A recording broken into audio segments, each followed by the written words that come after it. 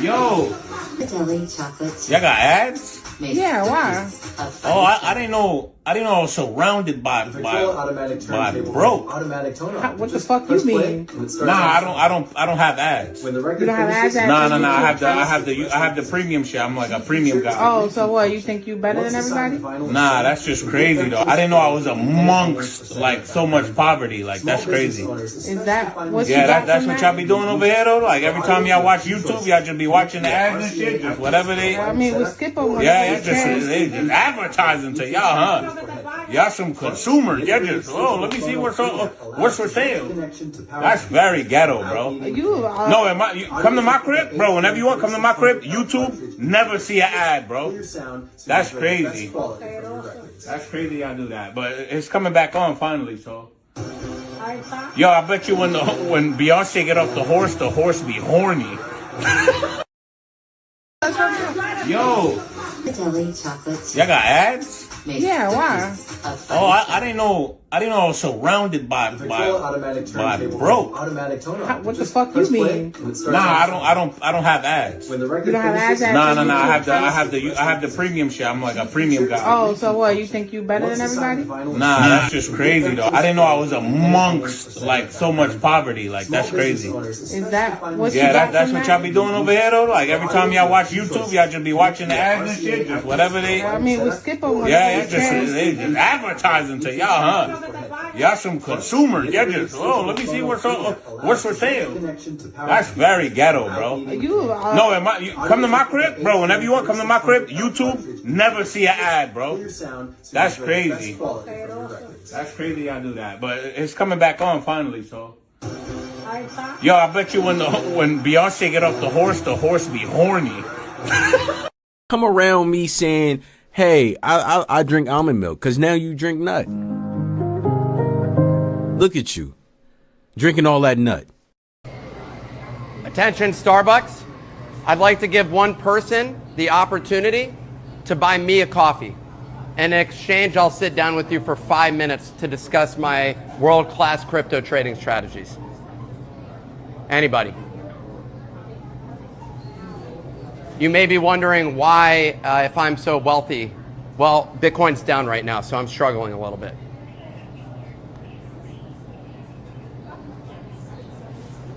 Nobody. Wow. Oh, you'll buy me a coffee? Oh, thank you. Wow, that's crazy, man.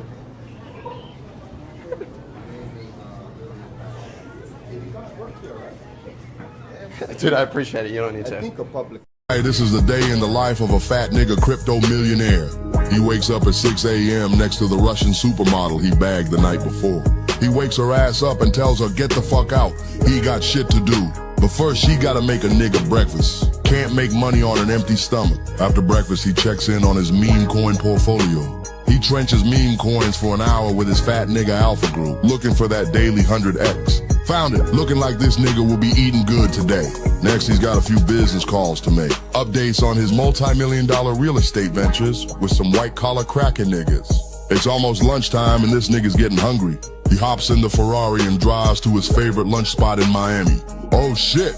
He spots one of his niggas from his meme coin Alpha Group. They chop it up talking about the 1000X runner from this morning. They decide to treat themselves after lunch and go shopping. Yeah, these fat niggas looking fly. He getting a little sleepy now. He gotta go take a nap before a big night. He wakes up and gets fresh for a lavish dinner at the best steakhouse in Miami with all his niggas.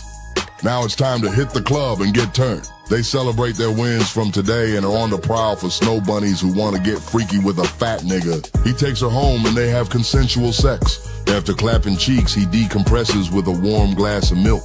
He looks back on another successful day as a fat nigga crypto millionaire, then goes to sleep ready to do it all over again tomorrow.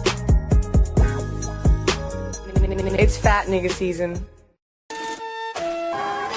Wait. Nigga, you thought we were done? Nigga Chain has just cooked up its crack protocol. Capital recovery through accelerated kinetics. With every retaliatory tariff on our domestic hood-made drip exports, Nigga Chain immediately activates the on-chain kinetic integration clause on our N2 bonds, superpositioning a 30-kiloton quantum JBL bomb on the op's last known location, pacifying their ears with 6 million decibels of our incendiary mixtapes. Foreign states still don't want to bridge? That's fine. We're not going to force the opposition. Our Draco-assimilated operatives will roll up on their crib at 3 a.m. and economically persuade them to change their mind. We hoped it didn't have to come to this, but trust, they don't want the smoke. I'll let you in on a secret, lil nigga. There's no free market, just our market. The only question is, did you bridge yet?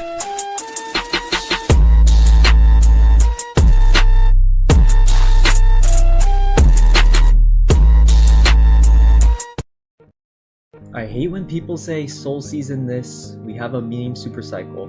I was talking to this one guy and he said, oh, Trump coin was gonna save the market. Brother, have you seen what's been going on? We have every celebrity launching meme coins. Sol is damn near close to $200 fucking dollars. For fuck's sakes, my mom texted me about fucking Trump coin. I can't believe all these people saying, oh, Sol's gonna bounce back here. This and that. Like, shut the fuck up. If I hear this one more fucking time, I'm gonna take a dildo and shove it up your ass, you fucking dickhead. We are going to zero, goddammit. Leave me alone! Nigga Chain. Nigga Chain. Nigga Chain. Did you bridge yet? Did you bridge yet? Did you bridge Did yet? you bridge yet?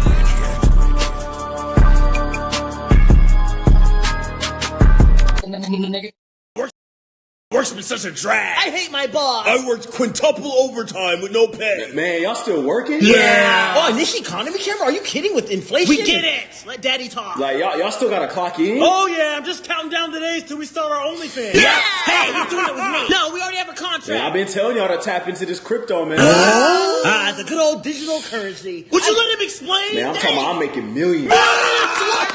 You can provide me the lifestyle I deserve. I've been doing crypto since 2019. 2019? What the f*** have I done with my life the past 5 years? I told y'all should have tapped in back then. Could have been long-term investors, but we're just low-life imbeciles. We're letting ourselves down, guys. I'm saying, like, how would you feel? You never gotta work another day in your life. I didn't know you were a motivational speaker, Paul. You spend your time however you want to. Well, obviously, a majority of our time would go to you. Yeah, pretty much all of it. And more money than you ever dreamed of. Hey, Daddy-O, you know you gotta sell a course, right? Yeah. Oh, Professor Papa. It ain't too late. Hey, guys, let's put up our whole life savings into this. Yes! Great idea. Look, Clarence, mate, it doesn't matter how many times we get beat down. What matters is that we get the fuck up and we keep fucking trying. You're right, Donny. Now, who the fuck are you, mate? I'm Clarence Claymore. Who the fuck are you, mate? I'm Clarence Claymore. Say it with your fucking chest. I'm Clarence Claymore. Show me what you got, mate. Take that. Fucking touch me, cunt. Fuck, mate. We got a lot of work to do. Now fucking come over here where it's safe. That's it, mate. Come on. I knew that was gonna happen. Clarence, mate, you alright? Oh, yeah, that was a good one. Fuck, get out of there. Fucking hell. Poor cunt. Oh, yeah, Clarence, mate, yeah, she'll be alright now. Yeah, mate. Jesus. Just hold on. No. Fucking early. Fucking that scene of War of the Worlds? Have you seen War of the Worlds? Yeah. And the lightning's just fucking constantly coming down and fucking hitting. The fucking tripods come out and they fucking start killing You're missing everyone. a once in a lifetime sighting here. Major live in concert. Hey? You're missing the whole thing, cunt. You seen the original War of the Worlds? Yes, Steve. Clarence, I'm fucking sorry, mate. What we can do? Holy shit! Oh god! Just hang in there, mate. It looks like he's still breathing. But when you go all in on something, I would say that does take conviction. Now, your conviction might be How many coming from chairs are you first sitting on principles. right now? One. Are you all in on the chair? The point really is you put on one pair of glasses, you've got one pair of AirPods right now. You're looking at me through one screen. You're using one microphone. That's a one microphone. Like, you trust it? Is that conviction? Seems kind of scary. Why don't you diversify? Why don't you use 10 microphones? The point really is things in your life. Do you drive in 10 cars at the same time or one car at one time? Do you drive down one street? Aren't you afraid that you're driving down one street? Do you take a different way? You know? So my point really is, if you're you get on one airplane, are you convicted? You put your entire family on the one airplane, aren't you afraid? Asset. Well, Bitcoin's the best crypto asset. Okay. What's the second best? There is no second best. There's no second best crypto asset. There's a crypto asset. It's called Bitcoin, right? Right? There's no second best. Okay. But take all your money, buy Bitcoin, then take all your time, figure out how to borrow more money to buy more Bitcoin, then take all your time and figure out what you can sell to buy Bitcoin. And if you absolutely love the thing that you don't want to sell it, go mortgage your house and buy Bitcoin with it. And if you've got a business that you love because your family works for the business that's in your family for 37 years and you can't bear to sell it, mortgage it, finance it, and convert the proceeds into the hardest money on earth.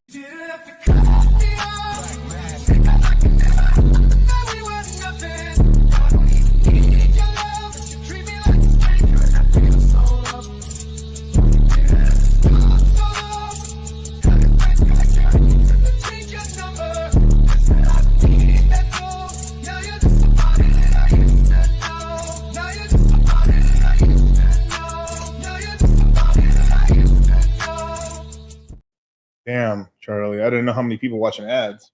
Fucking man, surrounded by poverty. Surrounded by poverty. And if you want to exit poverty, join the Citadel, you guys. 600 plus members of people that have left the poverty game. Are you still watching ads?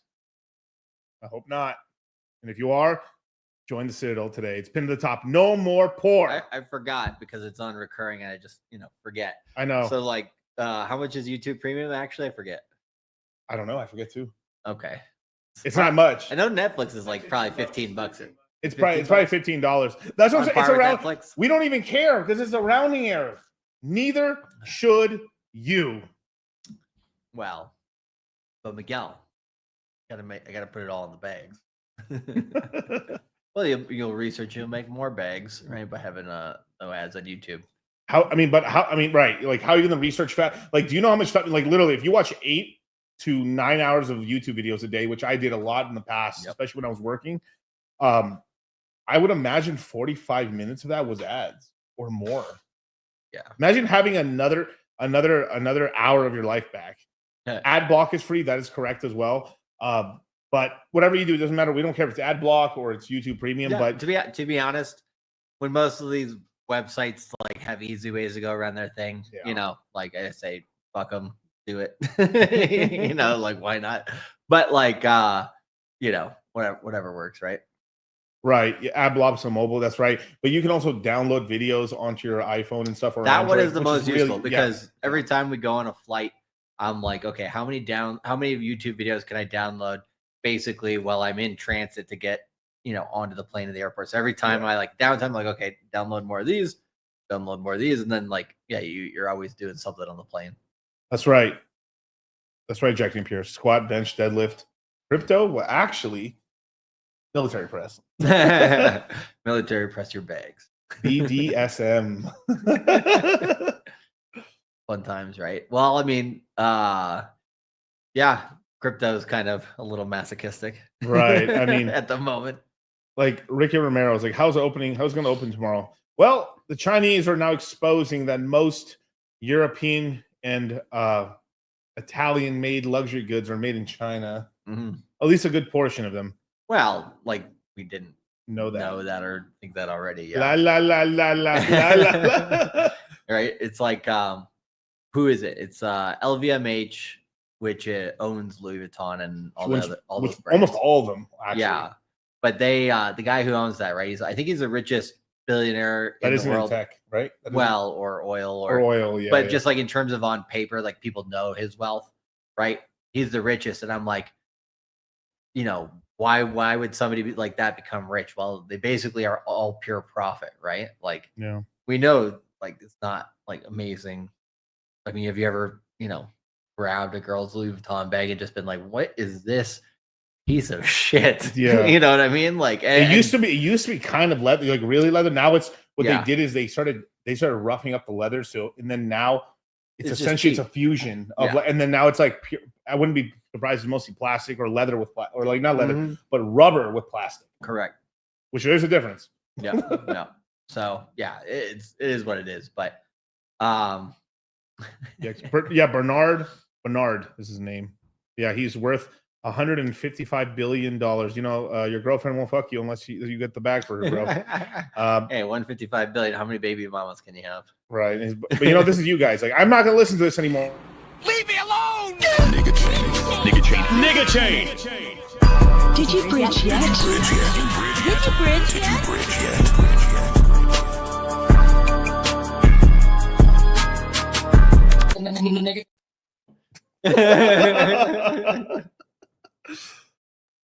Yeah. Richard. So anyway, yeah. Welcome to Moongang 175, you guys. ETF Moonmath. Yeah. We're gonna get into some interesting talks. First order of business is craziest Moonmath on Doge. No. We'll get there.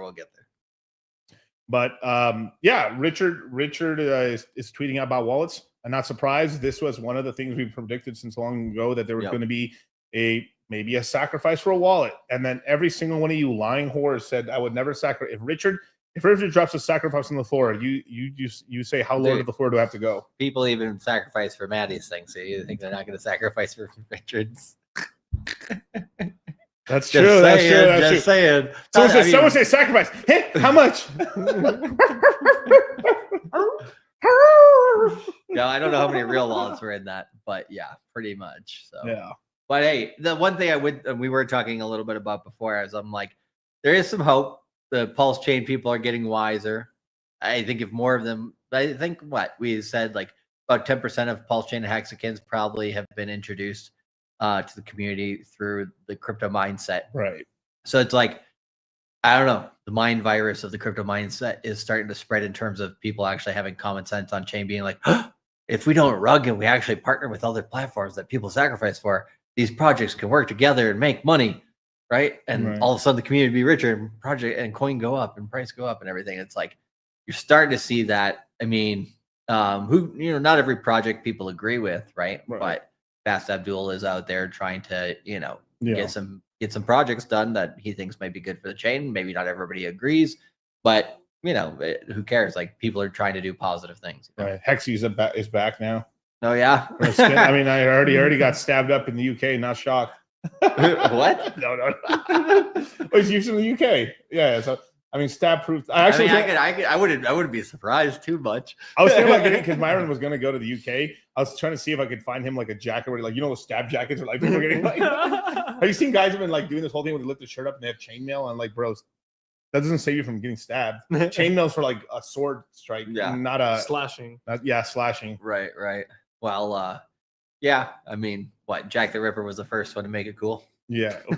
They recently found out who he was through DNA evidence. They're like 90% certain. Wasn't it a Jewish dentist? Or like I don't know what he doctor, was, right? but it was just some guy, like just some random dude. It was like looked like a normal dude.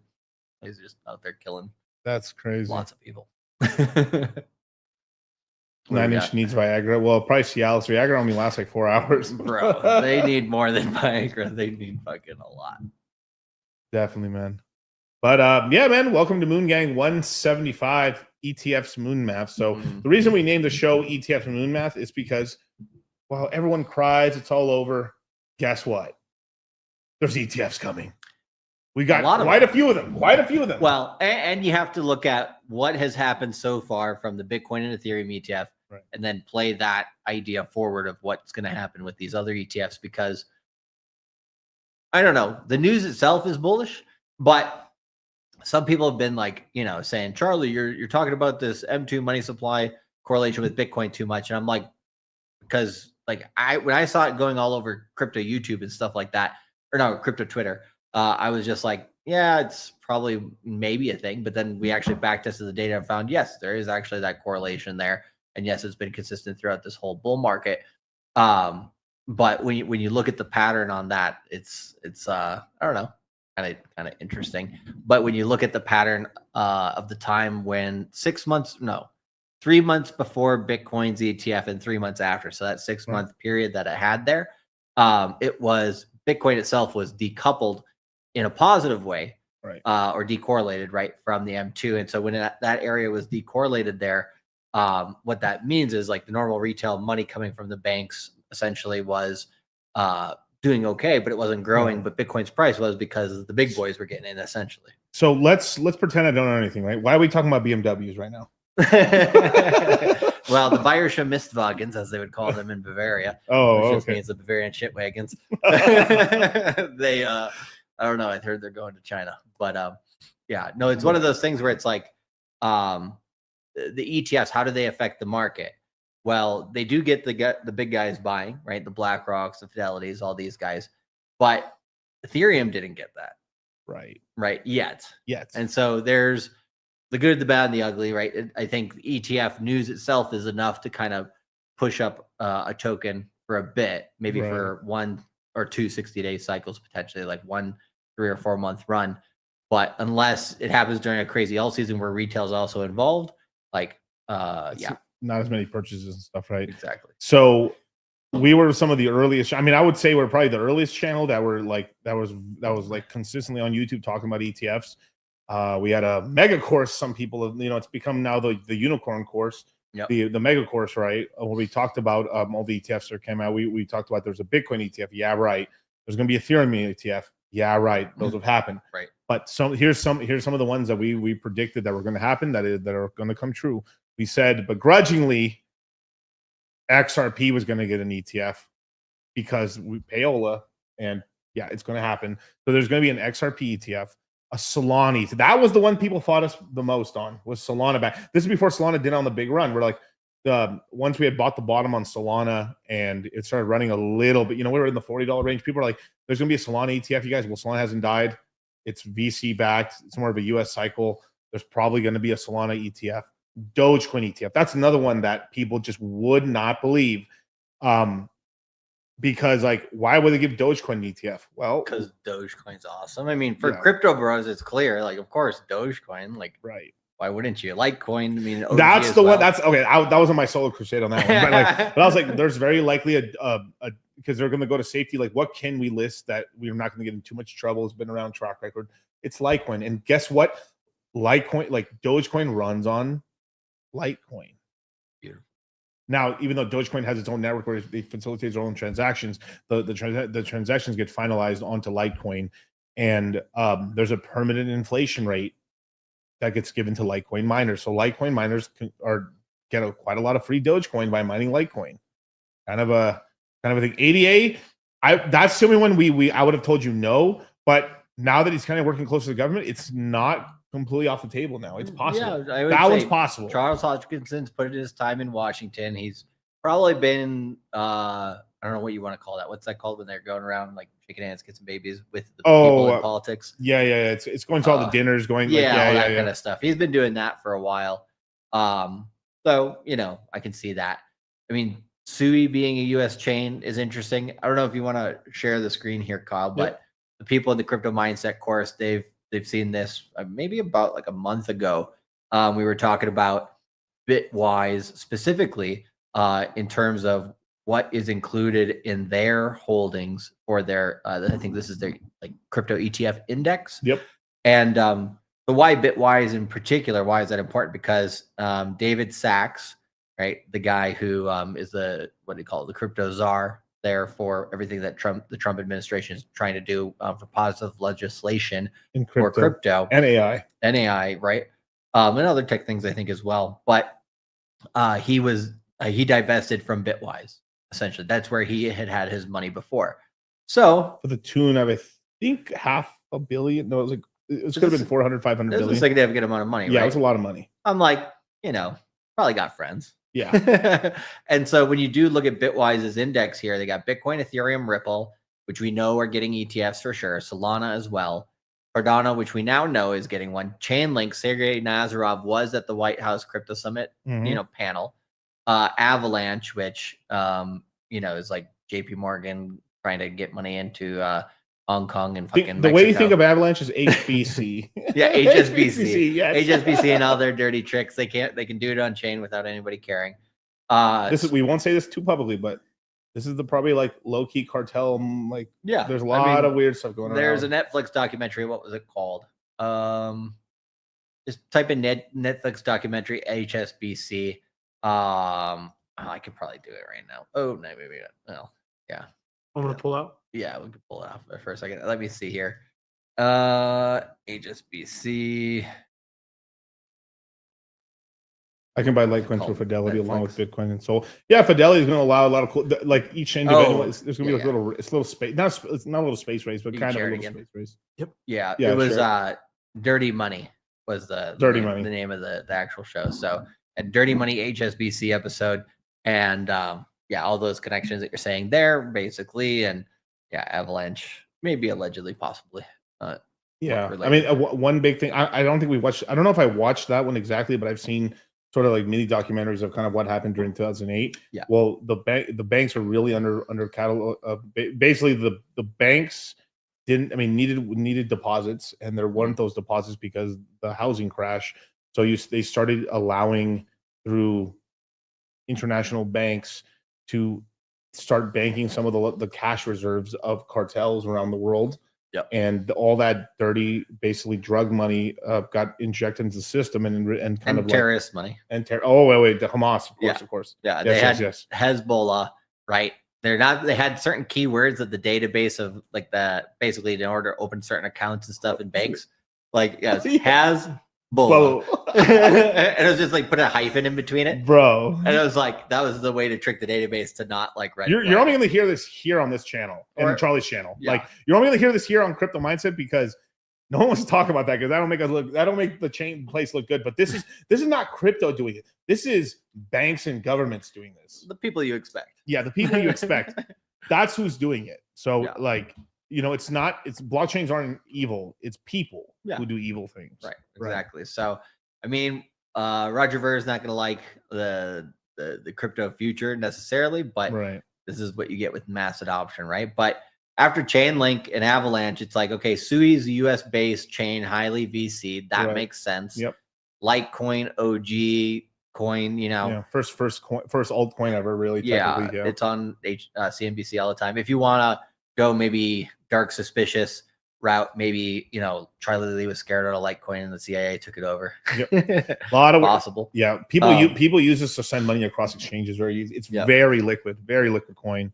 And Polkadot, probably the most surprising one of them all, except for Gavin Wood gave, I forgot how much money from Polkadot to the Ukraine for weapons when they began the war. Oh yeah, was that $9 million or something? It was like it was like 10 or 15 million dollars at least. But yeah, they were like, the Ukraine tried to make a campaign that was like memed up that was like, hey, you know, it's cool to donate your crypto to Afghanistan, or not to Afghanistan, to Ukraine, because basically, you know, you're helping out. It was like at the top of the bull market. I'm like, are you fucking kidding me? Absolutely insane. But yeah, so I guess, you know, there's a little bit of a reason for each of these coins to be potentially on the ETF list, right? I don't think I've heard too much about a Polkadot ETF yet, but everything else, we've heard that news in terms of they've submitted applications or other stuff like that. So okay, so pretty interesting. So he gave $5.8 million of DOT tokens to the Ukraine in early March 2022. This was equal to about 298,000 DOT. At the time of donation, Wood previously had pledged to contribute $5 million if Ukraine provided DOT address for donations, which they did on March 1st. His donation accounted for 10% of the total crypto contributions to Ukraine, which surpassed $35 million. So they donated about $10.8 million, and the price crashed after. Because they just dumped it. You know, they just dumped it. Yeah. What if they held on to it? They portion of it, and they've just been selling the bot every time it pumps this whole bull market. I think that's the reason for fucking Polkadot's price performance. Wouldn't be surprised, to be honest. No, what about this? What about this? Hold up. He's like, what? Okay, give me some rope here. Okay, okay. I want to get the shit right. Okay, Gavin Wood. Okay, what if Gavin Wood? He's part of the WEF. We know that, right? Yeah. What if rope here, Charlie? You give me a Biden deal. So and Hunter Biden washes the money. Somebody does something like that. Something like that. So Gavin Wood gives this Polkadot for him to sell the other $5 million. Hey, Zelensky needs a new bag, or his wife needs a new bag, right? That's right. That's right. I mean, because that was she's buying the fucking like terrible Louis Vuitton made in China too. Like, man, what a waste. Yeah, terrible, absolutely terrible. Yeah. But yep. Anyway. Yeah. So, anyways, those are some of the ETFs that we got going. I guess since I have the screen sharing, it's probably good to just do a quick market update. Yeah, go ahead, go for it. Yeah, and then we can get into the more ETF talk and kind of Moonmath, all these coins that could have ETFs, right? So this, you know, blue line right here does not need to happen whatsoever. This is just basically say it again. Can we go over that for 1 second? What is it? Oh, on the if you, please, for the love of God, don't buy OM. Yeah. Don't buy OM, bros. Correct. Yeah, we'll look at the OM chart very soon. But yeah, do not buy it right now. I like the Ondo more. Let's just be. Ondo is great. If Wellington management is behind anything, you know it's actually pretty serious. Next day, Ondo rugs. No, Wellington. But yeah. So, anyways, this blue line doesn't need to happen. It's just basically a copy paste of what happened over here in the summer of last year, and I'll tell you guys why in a minute. But for right now, it's going to move that to the side and put that right over here. So, and we'll probably right here. So, if we're taking a look at the current 60-day cycle, we had kind of a double top up here, right at $109,000 Bitcoin. We crashed. We actually held up pretty good here for the first half of the cycle. And then the second half of the cycle, we crashed, had the White House Crypto Summit, bounced up, and then crashed again. And then we actually had a cycle low here, and we came up, but only lasted for a new high on day 13. This day here got on day, I think it was 20, got pretty close to a new high, but it did not, got rejected from this downwards trend line. And for the most part, with the current 60-day cycle, we've actually stayed mostly between these two areas of 87,250 and 80,700, right? So 80,700, 87,250. Basically, $81,000 to $87,000 is where the price of Bitcoin has been the majority of this time since the beginning of March, right? So a little bit over about a month and 3 weeks, almost 2 months now. And during this time, well, Bitcoin's been chopping because if you go onto the weekly chart, not the 2 week, where we go to the 1 week chart, and if we go to our Bollinger Bands, because Bitcoin's been under since the last week of February, this 20-week moving average, even though Bitcoin's held up amazingly well against tariffs, against all the macro stuff that's been going on with the stock market, for the most part, Bitcoin's been holding up, but a lot of the altcoins have not. Right, so it's kind of the story of this cycle, which has been that Bitcoin and the top cap coins that a lot of people put, or a lot of big money gets put into, those do well, and a lot of the other projects that are lower cap, more for retail, those have not been doing well, right? So retail is just not really coming to the market quite as much yet, and so when you do get this period, those are the coins that get slaughtered. I mean, oil, we were looking at that on Sonic earlier today, and it made profits while everything else was down. What happened? Whales took all the profits and the project basically just crashed, right? So although Bitcoin's doing well here, a lot of the other markets going to continue to suffer until it can regain this 111-day moving average and that 20-week moving average. So if we go into where we're at with cycles, well, it's pretty easy. If you guys were part of the last crypto mindset course and the basics of 60-day cycles, which is, we had a low. This was confirmed on the 60-day cycle. We came up and we had a day 13 high. If you have a day 13 high or high before day 25 and you break down below where the cycle began, then you consider that a left translated weak cycle, because you usually don't break a cycle low and then make a new high. And if we go, and I was like, okay, so where did we have a similar thing happen before if we were not to break down all the way down here to the low 70Ks by the first week of May? This period here was similar because, well, what was this dump caused by? The Bitcoin actually could have held up and had a slightly right translated cycle and been around the 111-day moving average or $92,000 right now if it hadn't been for what? The macroeconomic scare when it came to tariffs, right? Which essentially is why this price moved down here. And so if you do look at this cycle last summer and you remember, well, why did we dump down here so much? And yet we still had a 60-day cycle low, which is lower than where it began, but it was still higher than the midpoint. That usually doesn't happen. Well, during this time, Germany was selling. It was about $500 million or $500 million of Bitcoin was sold here.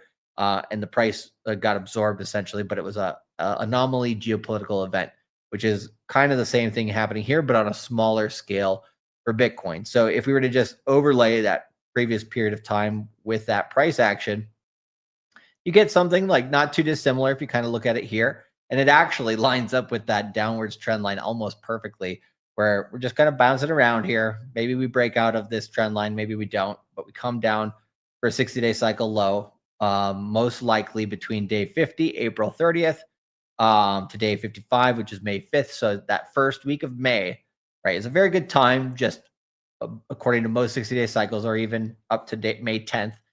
That first part of May, very end of April, that'll be the time that'll be most advantageous in the market to buy if you're going to go for low cap swings, simply because, low cap swings that, haven't had too much community behind them yet.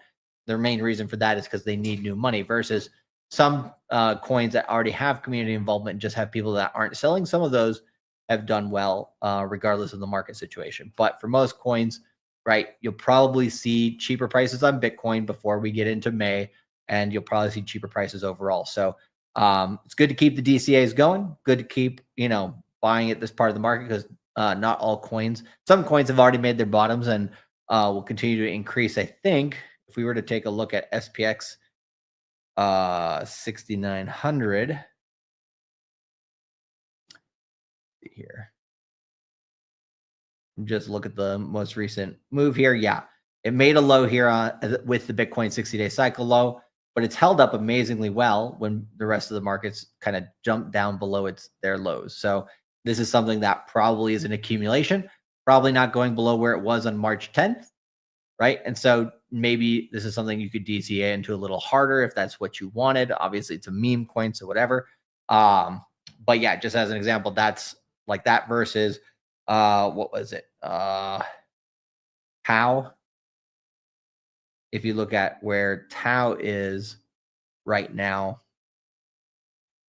this one's doing a little bit better than it was the other day, but if you were to kind of take a look at it over the last 1 year, it broke down here, it broke down again. If it doesn't beat this area of about 270, it's at 240 right now, then it probably comes down again, and maybe it makes a double bottom, right? Before then trying to continue up.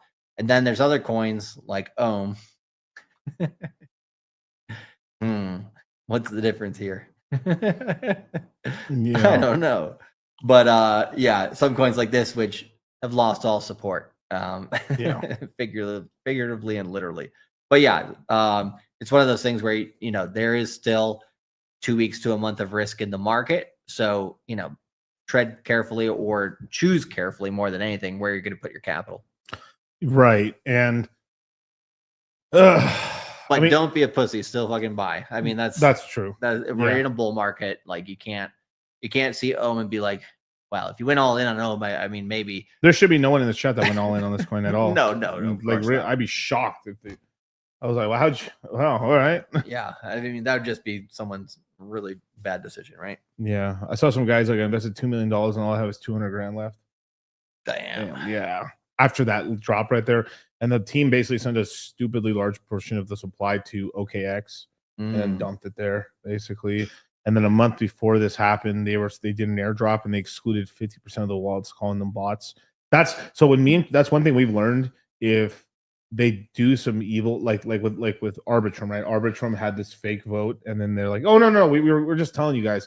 Were you just telling us, or did you just want to do it anyway without like the whole chain voted no, and we're gonna do it anyway? Yep. So why did you vote? You know, so it's that sort of thing. Now, well, this is a blow to RWA, but it's gonna make a lot of the RWAs a little cheaper, possibly.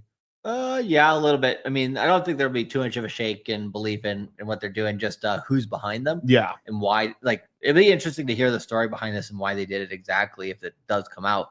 But like, one thing about Ohm, which was suspiciously interesting, right? Last week I did an episode called The Biggest Losers Since the Trump election or the Trump inauguration on January 20th.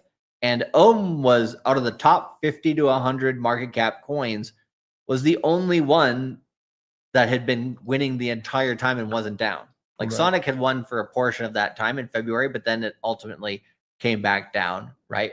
But this like was going up here from January 24th all the way up here into February 24th. So that 1 month when everything else was down, this is up, and then it stayed up. So it kept those gains for a while, which, you know, this move here back in November after the election, I mean, that does not look so organic compared to the previous part of the chart, right? Like, yeah, I don't know. It's like Jeets come in, Jeets come out. And like, what's the spread here? The spread is 360 to 630. There's about a 2x that they, you know, came in for and rugged the shit for. So this is they do get up for a 2x apparently. This is the official the Mantra community. We want to assure you that Mantra is fundamentally strong. Today's activity was triggered by a reckless liquidations, not anything to do with our project, but one thing we want to be clear on: this is not our team. We are looking into it. We will share more details of what happened as soon as we can. Another PDI situation here. No, a bunch of tokens were transferred to an exchange and it was sold off. Oh, do you want to switch screens? Oh, I mean, it's done already, but basically that's the whole thing, pretty much. Zach CBT, what? All right, I'll just share it. Damn it! Like, all right, fine. Let's see. But okay.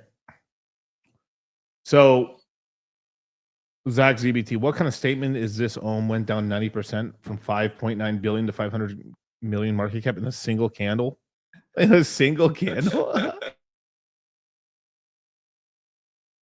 Financial crimes. It's not showing for some reason. Oh, it's not showing? Or no, we're frozen. Never mind. Oh, okay. Yeah. Not on just on that TV. Yeah, got you. But yeah, pretty funny. Pinocchio, these knows. Trump put a 10,000 tariff on you guys. That's funny. Just some profit taking. Just a little healthy pullback. Shit. Yes. Steady, lads. No. Hey, but seriously, steady. Steady. Looking forward to the CoffeeZilla video. Ugh, yeah, that's right. Yeah, I mean, to be honest, okay. I used to think CoffeeZilla was just a rat, you know, but these days, you know, he has some good stuff every once in a while. He is a bit of an attention whore, but He is. They all. Yeah, I of mean, course. anyone on YouTube is. Yeah, he is. For the most part, yeah. Yeah, for the most part. Yeah. I mean, there's pretty much. Yeah. yeah. Come on. But there's some people who get in just for business, but hey, not far and in between, right? So Right. But yeah, no, it's one of those things where he does give some good information on things. I mean, it was interesting to hear him have that interview with the wasn't the Hawk 201? I think he talked to some that was the guy behind the Hawk 201 he talked to. The guy just admitted, like, it's basically like, if this guy ever lawyered up, his lawyers would probably just be like, no, when they saw that video, because he just said everything that he did pretty much. Somehow she got away scot-free though. You guys always got to be careful. Anything from China or Dubai, you got to be careful. Got to be careful.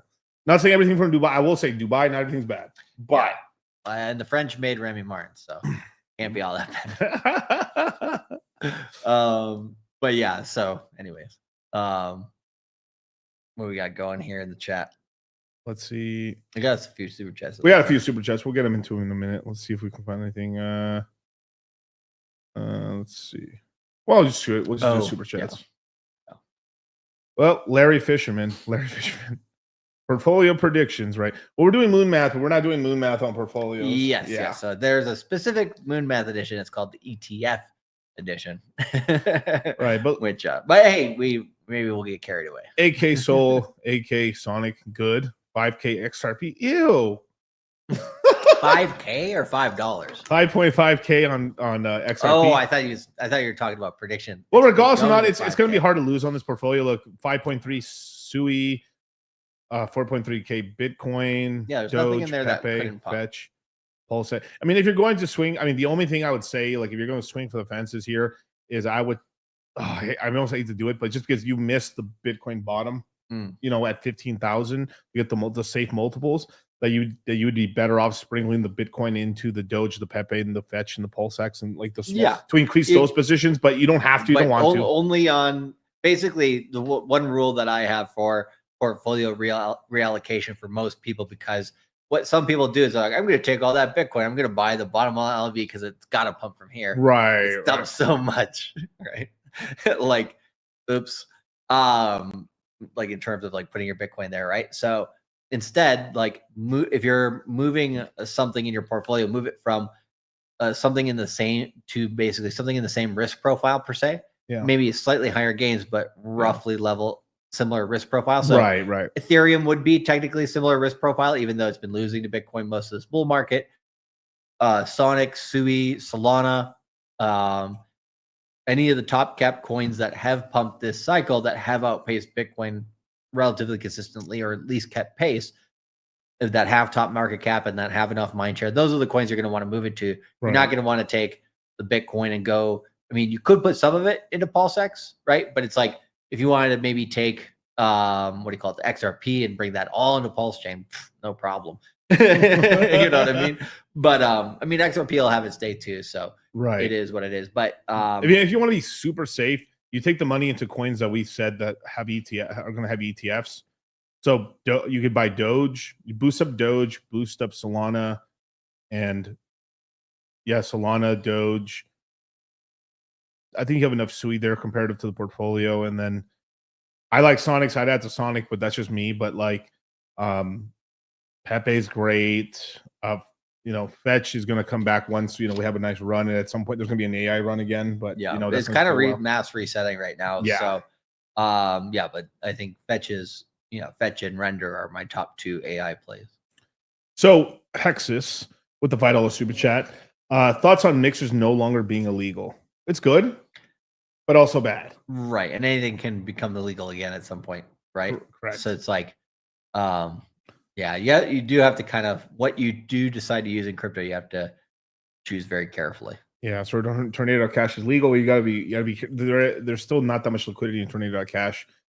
It's going to happen over time. Basically. Gil was just checking yesterday. Yeah. I don't know what you're talking about. But pretty up to date on that.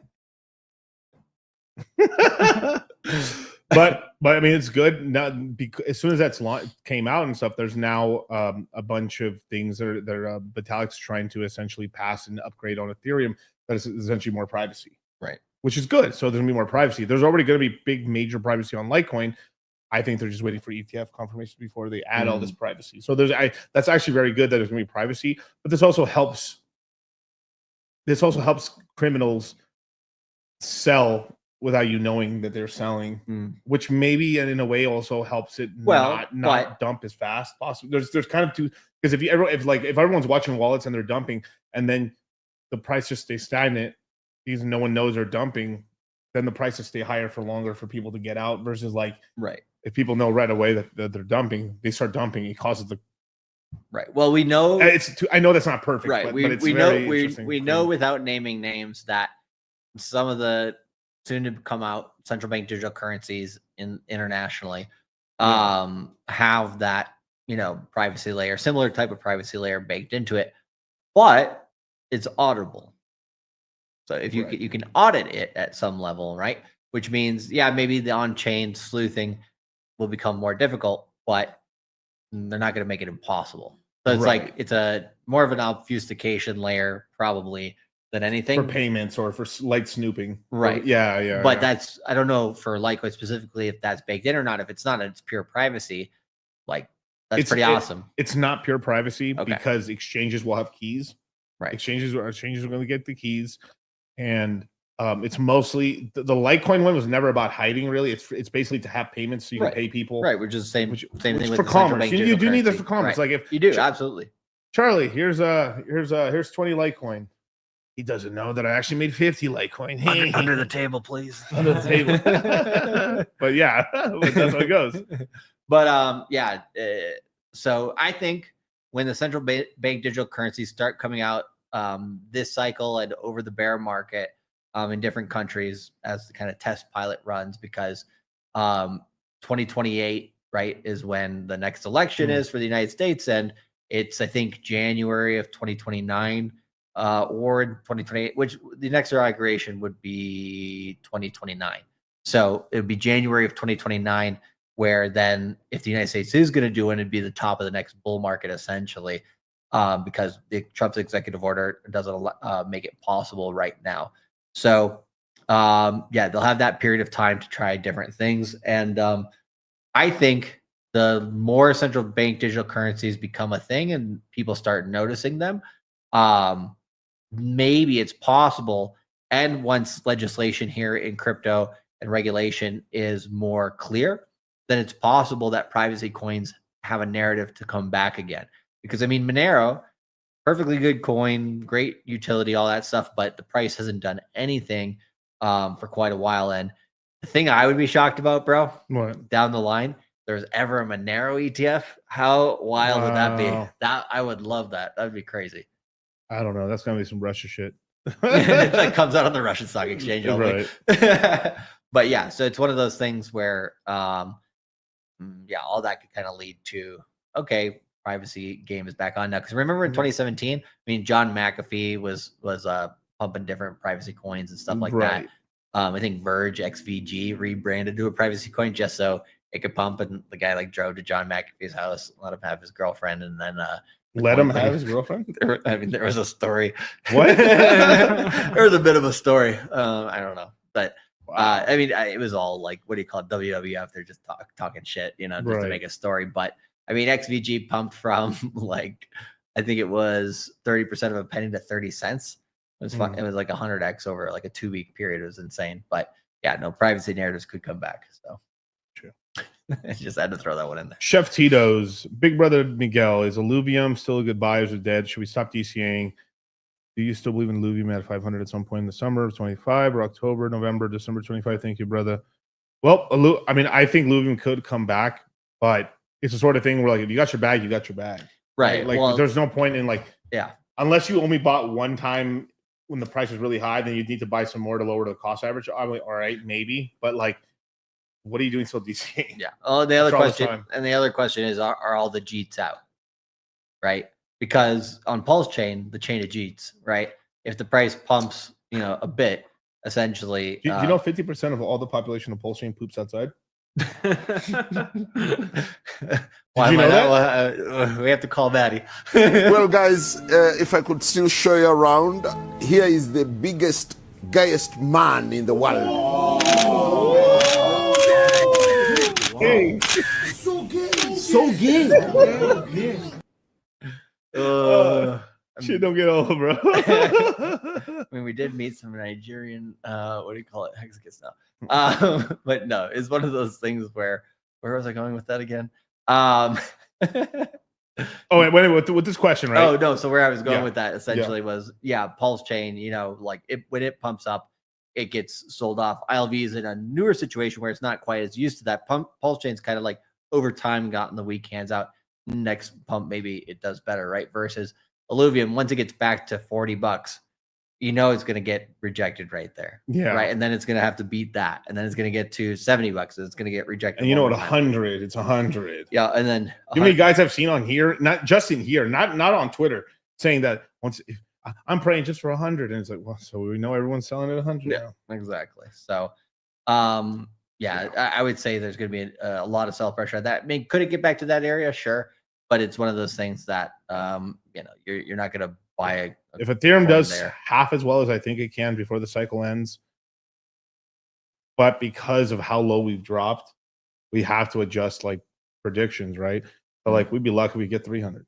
We'd be lucky, right? Just because of how much JEETS is going to be selling on the way up, it's just it's going to happen. But if you bought it, but like $10, it could. It's not like it can go. It's good. Still has so much money in the liquidity pool. There's still so much money there. Still, there's millions and millions of dollars that are just there on the price. That I mean, that's one of the reasons why it had trouble pumping as well, as Ethereum lagged behind. Just like a lot of look at the rest. It isn't just an Illuvium problem. It's all of GameFi. Oh yeah, it's all, for sure. You can't just point to Illuvium alone. Illuvium's not special in this case. Look at every other coin they have. Go across the Alex Becker almost killed himself. I mean, like it's JK. I forget what he said recently, but he was just like, he's just been making fun of the tariff stuff. You know what he said recently that I couldn't believe? I saw this on Twitter today. He said Cardano is going to be $4 by the end of May. Getting desperate for views there, right? Well, good God. But I mean, I think crypto is a smart repertoire ad for him because he is like aware of it, but he doesn't give the best information out there. That's for you want to know something crazy? This is actual real like manlet. You know what a manlet is? Yeah. Right? Yeah, super short guy, right? Yeah. I used to have somebody on stream with that was one. Yeah. God damn it. Can I get another Red Bull? Yeah. Another round of water for everybody. But for every inch, all right.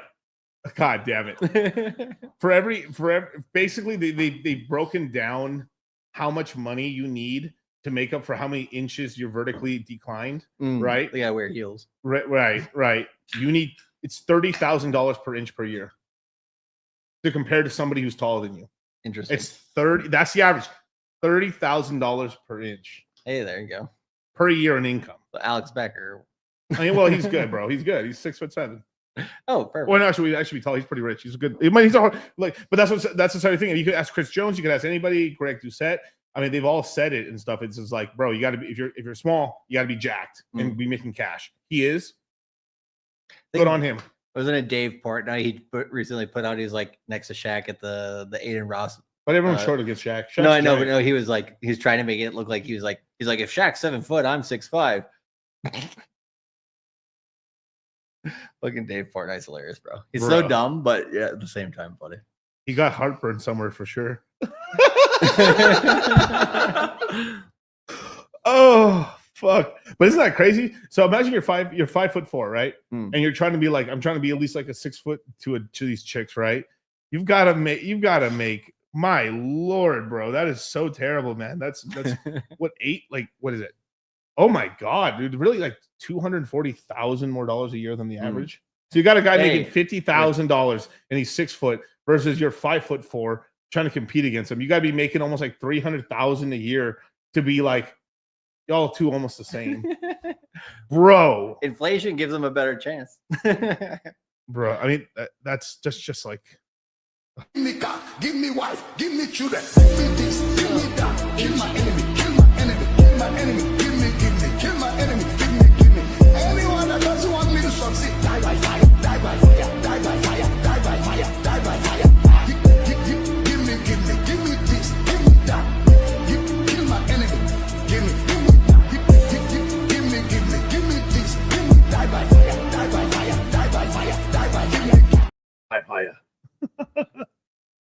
One of the worst ways to go. But Yeah. apparently, getting boiled is worse. Technically, Well, because the nerves stay intact for longer, so you have worse pain. Yeah, dude. Oh yeah, like if you're like, wasn't there? I mean, there was that video of that lady that burnt. I burned to think death that on the was. subway. I think that was a robot or some kind of weird. I don't know. That would just seem so out. That was like so left. I would It's be one of the most surprised. left field. It's one of the most left field things I've ever seen in media in the United States, because you have to protect against that stuff from showing. You know, they don't True, they don't show people run over. You know, like or Yeah. you know, like. But if you do look know. at those monks that used to burn themselves, they kind of just stay in one position, right? Yeah, but it's very difficult. I mean, but then at some point you burn off all your nerve endings, and you're just like, yeah, exactly. But it looks so gruesome because it was, dude, that was brutal. Yeah. And that immigrant, the immigrant who did that shit deserves to die. But what was that show that we were? Black Mirror? No. Shogun. Oh, Shogun. Shogun. And Shogun. I think- Boiled? and- yeah, they They boiled him alive. Yeah, Yeah, they boiled one of the sailors alive or whatever. And like that, to me, that looks more brutal because you're like, It was brutal. It You was- are technically dying by fire, but through yeah. water. And here's the crazy. Is this it may have been steaming as well. I can't remember. I can't remember if it was boiling or Steaming steaming. sounds worse. Yeah, that's because you suffer more. You're like a lobster. Yeah, yeah. But we keep going down this fucking rabbit hole of horribleness. Why? But the thing with the Shogun guy, right? The reason he did it is because you do not like. I'm always interested to see what type of caliber of man is he right before, like what type, like he was looking for like their song. Does he cry out? Does he ask for his parents? Yeah. You know, if you're in that position, I'd be like, I just laugh. Whenever you see those guys on the guillotine or get their heads chopped off and stuff, like it's Right. interesting, like different. I mean, that's when French taught. The different kings, like with the things they do before they like. Before the execution. It's right? always interesting stories. Yeah. You know, like how people take it, right? Yeah. But on to brighter things on a Sunday evening. Definitely. Day porn is one of them boys, like by absolute terms, yes. Yeah. Okay, next one. Okay. Impact for eternity with a $20 super chat. What do you think about Swiftcoin chart analysis and 80% in a week? Shout out to y'all, the greatest N2s in the space. God bless. I have not heard of Swiftcoin. I have not either. We can try to pull it up. Sure. What was the ticker? It is Swift or SWFTC. FTC. FTC. Terrible. 1999. It is just barely starting to get warm in Vegas now. Which is pretty cool. It's been pretty good weather for a while. I'm shocked how deep we're into the year and it's not hot. The first year I moved here, it was an inferno by February. Dudes, that's crazy. So True. we're in the ides of April right now, damn near. So okay, if we take a look at Swiftcoin here, it's a penny and a half. It had been down here on November 1st before the election at 10% of a penny. So it's about a 15x that it's done there. So a really good move from the inauguration. Or no, sorry, that was 2020. Oh, sorry, no, my bad. September of 2023. It's been out for a while. Yeah, it has been out for a long fucking since 2018, bro. If we believe this, the whole supply, all 10 billion tokens are out. Yeah. Wow, that's actually a good thing in terms of like, wow. But we'd have to dig into it to see how much supply is held by team or whatever. Right. It is on. Oh no, I thought it was Binance Chain. No, it's Ethereum based. It looks like. What is this thing first of all? One stop cross chain. I would say this is probably going to get beat by other products in terms of trying to do stuff across chain. Cosmos has a better cross chain layer. Thor Swap and SwapKit, stuff like that, does better. So I mean, yeah, maybe it's useful. It does support a lot of chains. That's cool.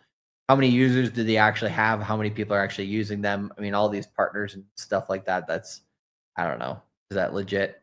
But like, yeah, it doesn't seem like anything special in terms of what it's trying to do. So really, it's mainly up to tokenomics and community, right? How are they trying to push this thing? So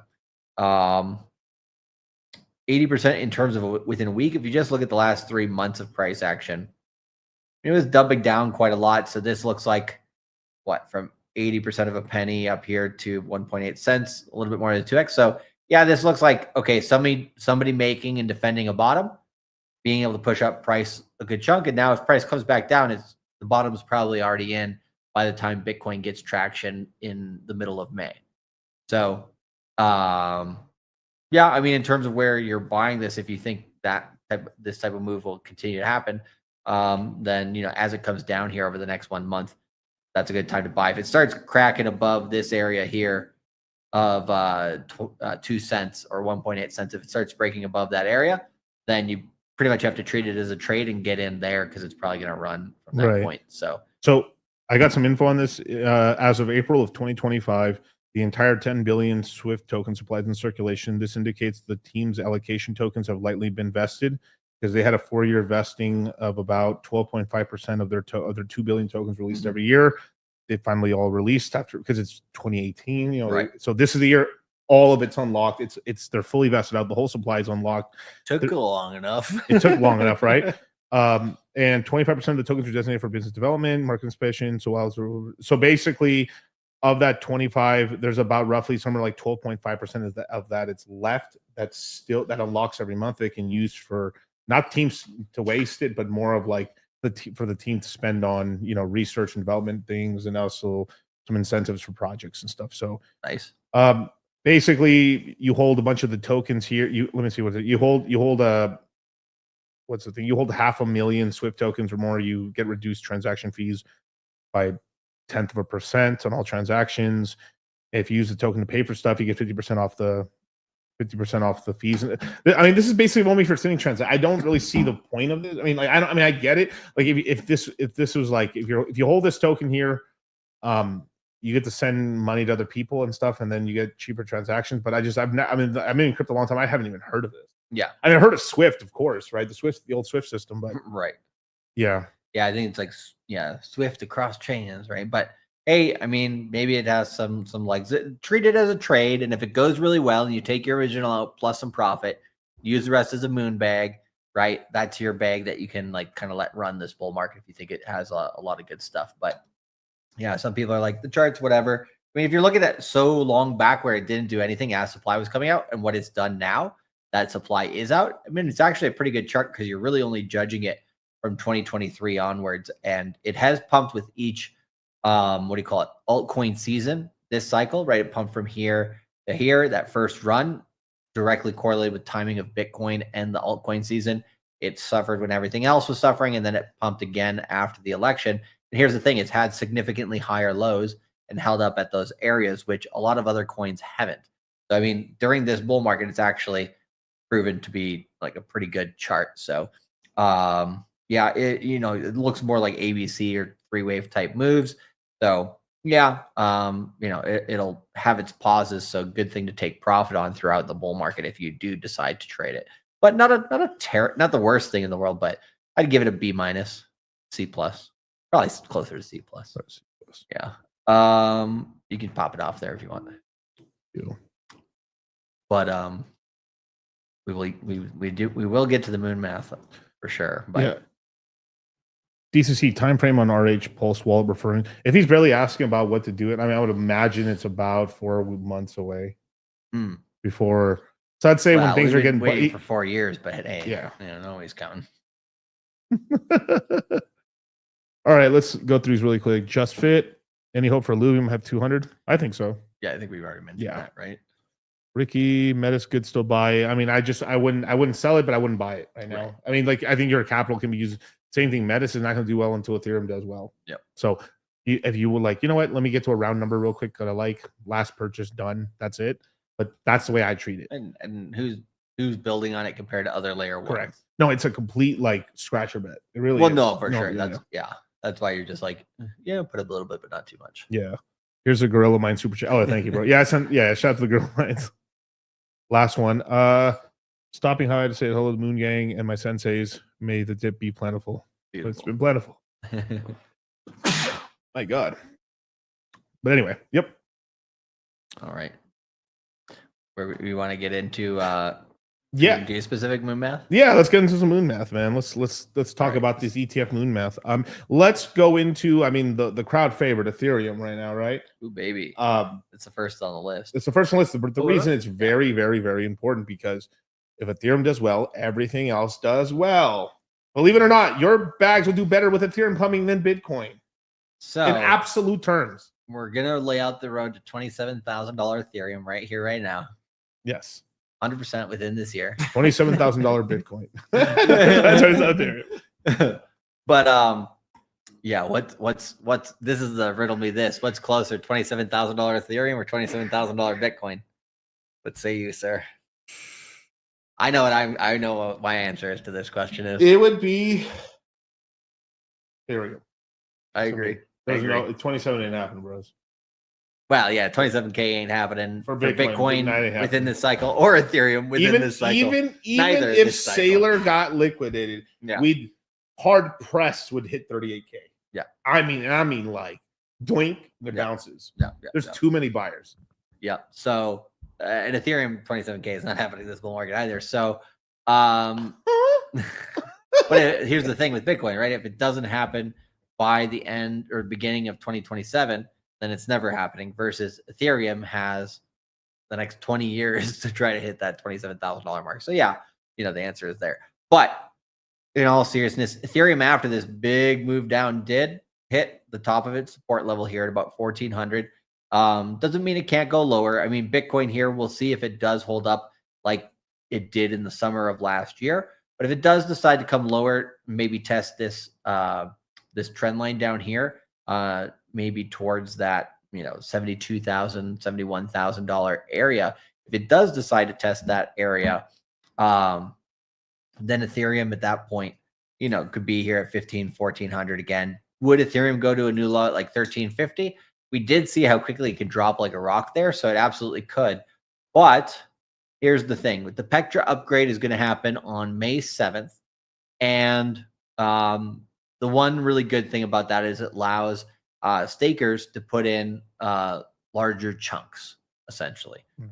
So in order for the Ethereum ETFs that want staking and yield from staking, right, they're going to need to be bigger validators. And so one Pectra upgrade makes that possible. And then it's just a question of when does Ethereum's staking available ETF come out. When those two things happen for Ethereum, then I think you could get some serious buy pressure on this.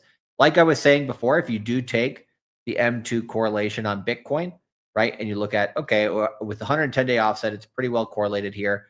If we go back to what I was talking about with this area right here, when you're taking a look at, where was it?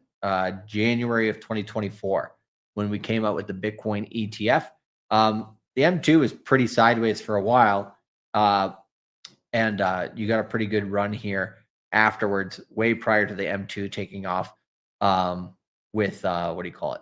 The Bitcoin ETF money. So money coming into this market basically, came really strongly, even though that was a little decorrelated there. So we could see the same thing for Ethereum, which is when that staking ETF comes out, you might see so much money coming into Ethereum that kind of holds up here and moves up better, than a lot of the rest of the market. So that being said, Ethereum is still highly inflationary. I mean, it has been the majority of its history, but that deflationary aspect here did, help it out a bit here on the way earlier in the bull market, but that basically got canceled out here. So Ethereum's been struggling ever since, where it should be higher. So that's not going to change. That part's not going to change. So it does have a little bit of headwind, but if we were to go, starting to do moon math here, we would go to top to bottom, and we look at what are the 2 or 3 fib lines that you get for the price targets to the upside. You get 7,300, 11,250, and 15,230 or 250, whatever you can round it around, right? Those 3 areas, are all of them possible? Maybe. But with the way Ethereum's performed, I mean, it seems like, you're kind of looking at this area of about 7,300 from 1,600. I mean, what's the percent increase on that? That's a 350% increase on Ethereum.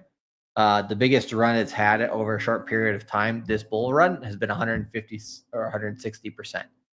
So about twice as much, not quite, but or actually about twice as much that's needed to happen from almost the same price point over maybe 6 to 9 months.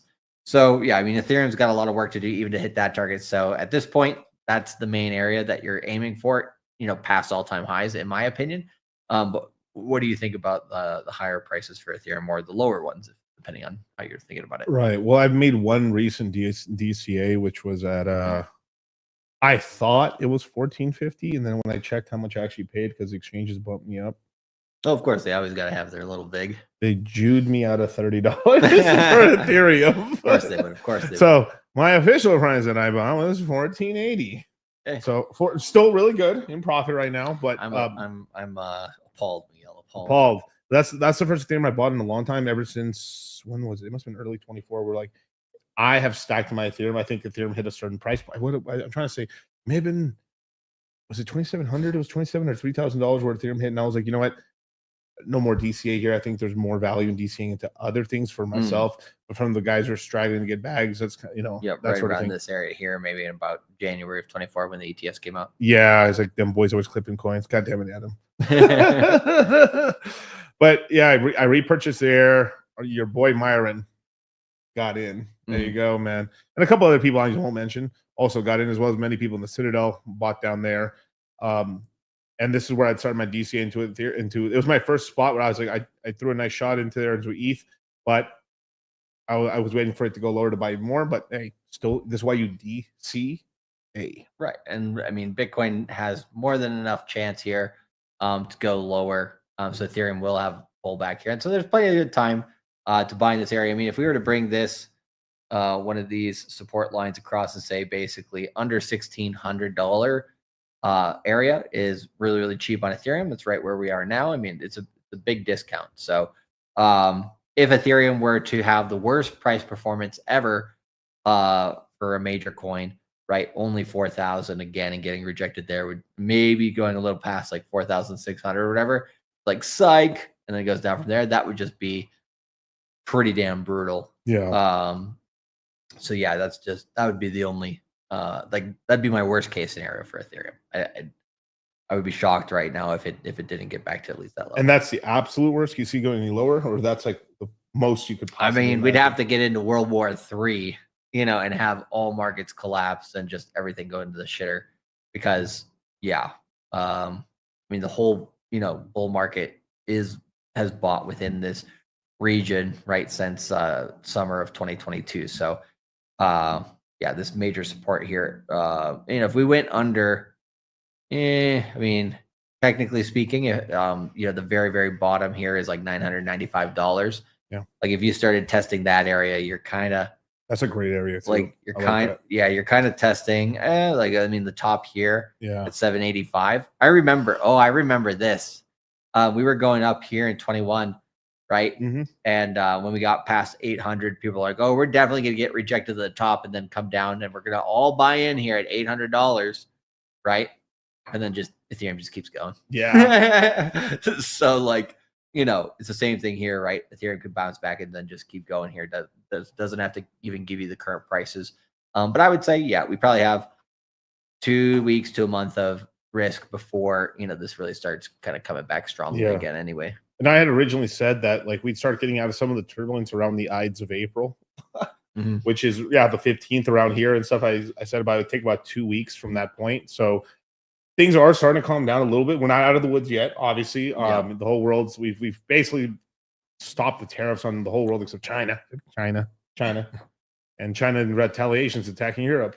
I don't know. All I know is that that Armin fella is pretty mad. I mean, I think this is a very tactfully stupid move that China's doing for their luxury, because if they lose they're going to lose their manufacturing and then they're going to lose the luxury manufacturing. And I was having a discussion with somebody over the last week, right, of like where AI is going in the world and stuff like that. effectively every country is going to, I mean, it's going to get to the point where like every country is going to do most of their manufacturing in their country. There's always going to be raw import exporting and stuff like you need to buy some, if your country doesn't have oil, you need oil, right? You need metal, raw materials are always going to be there, but manufacturing is going to get centralized in a lot of countries because it has to be, because the technology gets good enough that you can do it in a country effectively. And it's a smart thing to do, especially to protect yourself in the country, right? I don't think China's in a good position over time to get into that position, but because of the huge transition that's going to happen to their people, right? I mean, where did I see this? It was like the GDP, the average amount, like most of the, like, it's kind of like half of China is enslaved to give the other half of China a decent life. And I don't mean like we have 50% wage cuts in America, which is true, but I mean 50% slaves, 25% wage cuts, 25% doing okay. And of that 25%, you might only have 5% that are doing very okay, like an American standard. Yeah, they're doing amazing. Well, I mean, I wouldn't go that far. I would say, like, by American standards, like, Shanghai, Beijing, they got I mean, numbers of people wise, they got America beat. I mean, it's kind of, I think 80% of the world now is Asian, something like that. Like, it's not the way they're fucking. different types of Asian. I mean, like, you got Chinese, you got Indian. India. I mean, I don't know. They're even though they're pooping outside, 50%. They're growing quite fast. But you got like China doing all that type of stuff. But China's never really cared about its people. If you go back through its history, right? Like, they're always used to basically leveraging their entire country for all the elite, right? And the citizens are kind of used to it, right? So they're like, it's just the way it is, and it is what it is, right? But going back here to the different coins, we got Ethereum, we got Ripple, which, yes, we're doing Moonmath on Ripple here on Moongang, baby. Do we dare? We dare on Ripple? I mean, it's on the list. Well, we have to, Charlie. I know. We're forced. We're bound by the laws of the Moongang titles of Moongang stream. Well, XRP currently is about $2.15 at $125 billion market. Oh, is it not sharing this part of the screen too? Yeah, you are. You're sharing that. No, that part. No. That's strange. I was toggling between them before, and that never. Oh, maybe it lagged out or something. Okay. That's strange. Did it like pause the screen share? So strange. Here, let me take it off, and then let me pop out and pop back in. Yeah. Maybe that's what it is. Yeah, I saw that from your side too. That made no sense. Yeah, I know, right?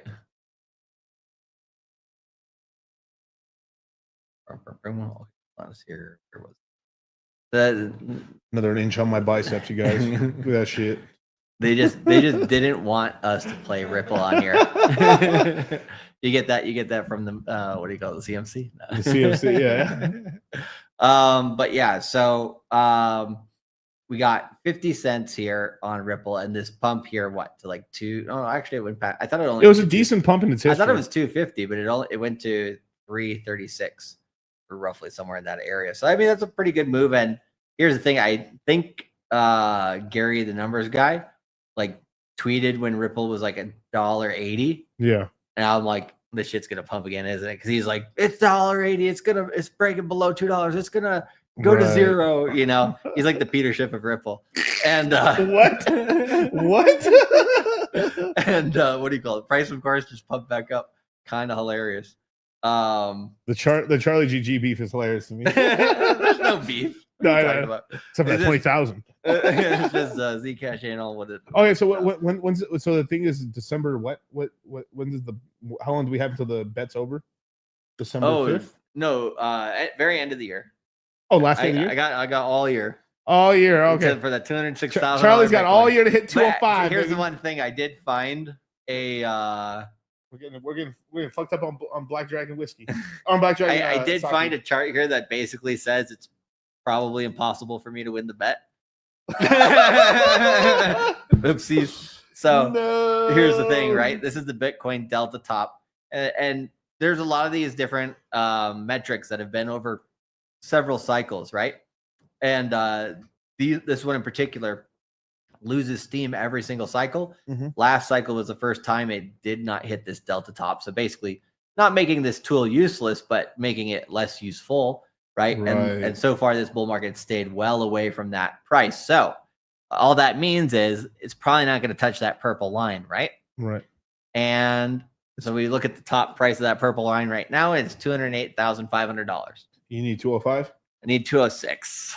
Oh, 206 really? Or like $1 above 205. Ah, okay. Like okay, basically, okay. it has to go above that area, right? And so we have the video where we have all the details. It's a contract written in whiskey, right? But yeah, it's one of those things where I'm like, might actually lose this one. But here's the thing, right? If you look at, so there's hope. Don't worry about it. Which was the other one here? It was, the golden ratio multiplier. If you do look at this one, if we are still in a bull market, right, we bounce off the current area of 76,000. We come back up here to the top area of this bull market. That's $153,000 Bitcoin, right? Which means we have to get back to at least that area. By the time we get there, this has probably gone up a few tens of thousands. So maybe up to like 60,000, 70,000, 170,000. I mean, so $169,000 top for Bitcoin this cycle doesn't sound too crazy, right? Last cycle it was 69,000.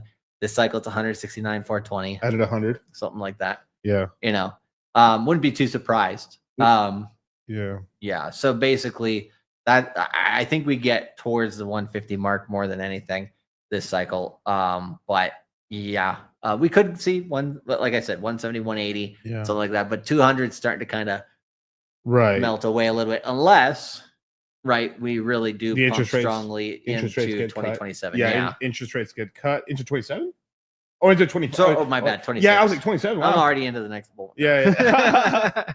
This one, no, but basically, interest rates are going to get cut. Trump is looking into finding. I think he's kind of maybe find a way to get Jerome Powell. To get Jerome Powell out of the chairman of the Federal Reserve through the Supreme Court. That's interesting. Which he's got the Supreme Court in his pocket. Dun, dun, dun. Uh-oh. So yeah. Do you want to know who they're possibly going to make run against Trump if he does run again in 2028? Who? Bernie and AOC. Oh man, that's a losing ticket already. Bro, it's entertaining. If he wins, but you know how old Bernie will be? Bernie will be 91 years old. And just Biden 2.0. And that effectively will make AOC president. Oh my God. If I put money on anything, Trump can be 0 for 3, 3 for 0 against women. If they're gonna be that stupid, it's like, all right, what's the last president to do 3 terms was not Roosevelt. No, it was FDR. Yeah, Roosevelt, right? But that was because to finish the war, basically. No, yeah, but that's what I'm saying is like, And he didn't finish the 3rd term either. He died in office. Yeah, which is great. I forget it was something stupid too. Like was it an aneurysm? It was something like that. Yeah, I mean he wasn't. Yeah, he kind of got in a wheelchair towards the end of World War II there and stuff like that. Yeah, because honestly, if I'm being honest, they probably should have put AOC with Biden. Like at least AOC could somewhat talk comparatively to. I think she's talking. She can run her mouth. Leave that to Latinas. Oh, bro, I don't know. This is so off color, man. Remember I was telling who was it? Oh, I told shout out to Googs. I know it's the Googs, right? I'm gonna say who, but I got a good friend of mine who told me like they'll never date a white girl again. And he's like, because he's like they lip off too much and they're too good at talking. He's like, I like getting myself a foreign girl because she struggles a little bit. And I feel like I can jujitsu that shit. Nice. It's not talking about XRP. Anyway, we're like pulling teeth here, not talking about XRP. Okay, just being on. All right, for me, the most I could see XRP hitting maximum, and this is like if every Moonmath under the sun is $10, it's because it's just so much money. Yeah. Now that could change a little bit with like obviously that's not being fair, right? Because look at the market cap difference between XRP and Ethereum right now. It's like we're talking about Ethereum is about 200. Let's call this around up to 200 billion, and you've got XRP here at. So there's really, if it were to pump up, it could pass Ethereum right now. Mm-hmm. So it's a sort of thing where like it's kind of its wall, right? It's kind of its glass ceiling is essentially Ethereum pumping. So you need Bitcoin and Ethereum to really pump up for XRP to actually get these kind of monstrous gains. Because if this thing were to get to $10, right? We're talking about. Let me see. What is it? Oh, okay.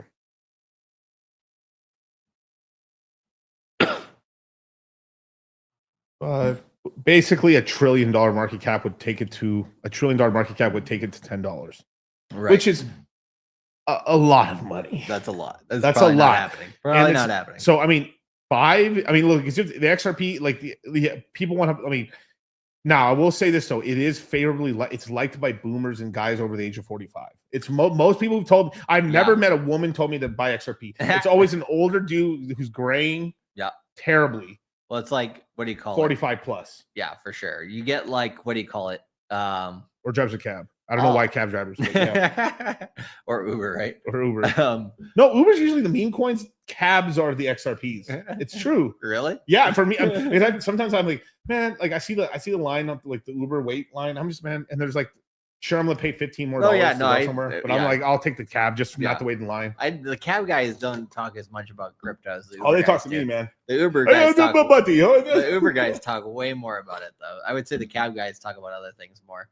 But hey, you know, it's a little bit of a crapshoot. But no, XRP here, going up to 1.618. You know, if it were to hit that level, that'd be about 520 something, 525 or something like that. So I mean, that's possible. I would say that's reasonable, right? But anywhere above there is kind of ridiculous. That's such a cap. AOC being a throat go, bro, with all those teeth. Nah, bro.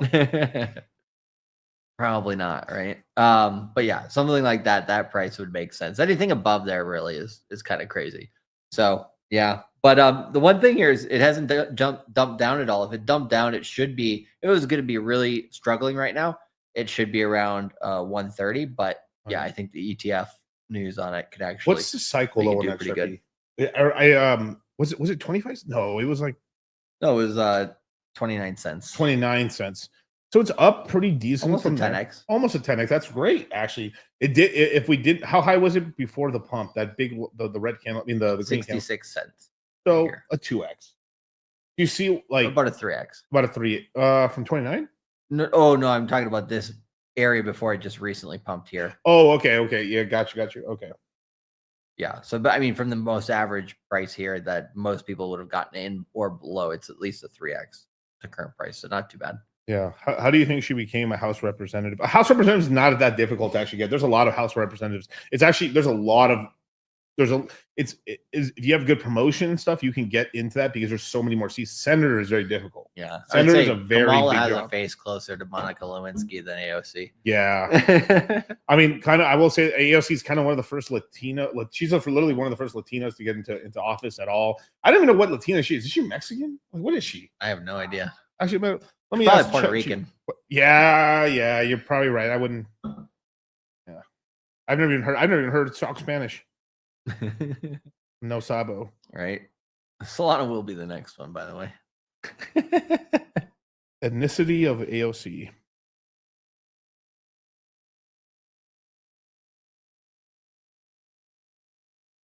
Puerto Rican. Goddamn it, Kyle. On the money, bro. There we go. Okay, her father, Sergio Ocasio Roman, was born in the Bronx to a Puerto Rican family. Her mother was born in Puerto Rico. She identifies as Nuyorican. Oh my God! So oh no! So she's not Puerto Rican. She counts herself as the true. She's like, I'm a pure blue blood, true Native American Puerto Rican. Oh, my God! She pulled what's her face? Oh my! She pulled an Elizabeth Warren. Oh, that is so. Come around me saying, "Hey, I drink almond milk," because now you drink nut. Look at you. Drinking all that nut. You know, you gotta find time to slip it right in. No, I'm not Mexican, you guys. I'm Huichol. I'm Huichol. Or I'm No, it just sounds pretentious already. I know it's so pretentious. I don't even know what it means. Like I know some of us are Puerto Rican, but I'm one of those blue bloods. Like one of the believers. Like I'm one of the indigenous people that actually got raped. Yeah. Yikes. My land was stolen from me. Cool. You mean your sandpit? You're you mean the country that openly said, "Yeah, come through." You mean my beachfront property? True. My God, bro. Oh my God, here we go. My identity is a descendant of many different ethnicities. I'm descendant of African. Oh, shut the hell up. I'm descendant of indigenous people. I'm descendant of Spanish colonizers. Oh, bro. I'm descendant of all kind of different. Oh, bro. Bitch, stop. Stop. Hey, we need to stop this. Oh my God. The Democratic Party, you just got to be the biggest victim. Yeah. And, everything will play out. Con el pinche nopal enfrente, dude. I mean, like, my blood is conquistador blood. That's what if I was running against AOC, I was like, you're a colonizer. I am a colonizer. Yeah. I am a conquistador. Just so before, you're going to lose, bitch. But the beef between different Latin American countries to me is hilarious. I know. It is. But the same thing. But like before that, right? Look at all the wars happening in Europe. It was ridiculous too. All ridiculous. It's the same in Asia. But there was recently, I won't go too far into it, but like there's a little history thing I saw on like why the Japanese didn't beat the Koreans. Really? They wasn't it two front war Manchuria at the same time with Korea? Yeah, well, no, that was in World War II, but one in terms of no, back in the Edo period. Okay. Japan had unified and they wanted to go and kick some Korean ass. They would have taken over Korea, but basically there was one general in the Korean army who knew how to do General war. Tao? No, I don't even know what his name was, but like Kwang Ping Song or something like that. That'd been so funny. He's like, that's where Kung Pao chicken comes from. Well, basically, what do you call it? He had been tortured twice and put in prison twice and taken out of his duty because other generals were jealous of how good he was. But then once those generals started dying and the king was like, yeah, maybe I should put this guy back in. Yeah. And he's the only reason why they weren't taken over by the Japanese. It's hilarious. Damn. But like Chad. Right. But then he died. He died in battle or just died of his died at the very end. Man. But, hey, you know what it is. So, anyways, no, I mean, but the Asian beef is something similar. I mean, each area has their own, right? It's like the fucking Japanese were so petty during World War II that when they were trying to take over Korea again, they took giant metal spikes the size of like telephone poles and jammed them into their mountains for bad juju. Oh, for their holy mountains, right? Or like, everything. They're just like, fuck you. Damn, dude. But anywho, interesting histories. Right. History is mostly pretty bloody. It's pretty history is a history of wars, basically. Yeah, exactly. And so anyways, if we're looking at Solana, right, it did come up twice already to its 0.786. If it were to get higher, I mean, this one has a chance to run a little bit better if you're looking at it compared to what we got here. Oh, look at this. I didn't even see this. I'm so sorry, Charlie. Additionally, during a Hanukkah event in 2018, she mentioned having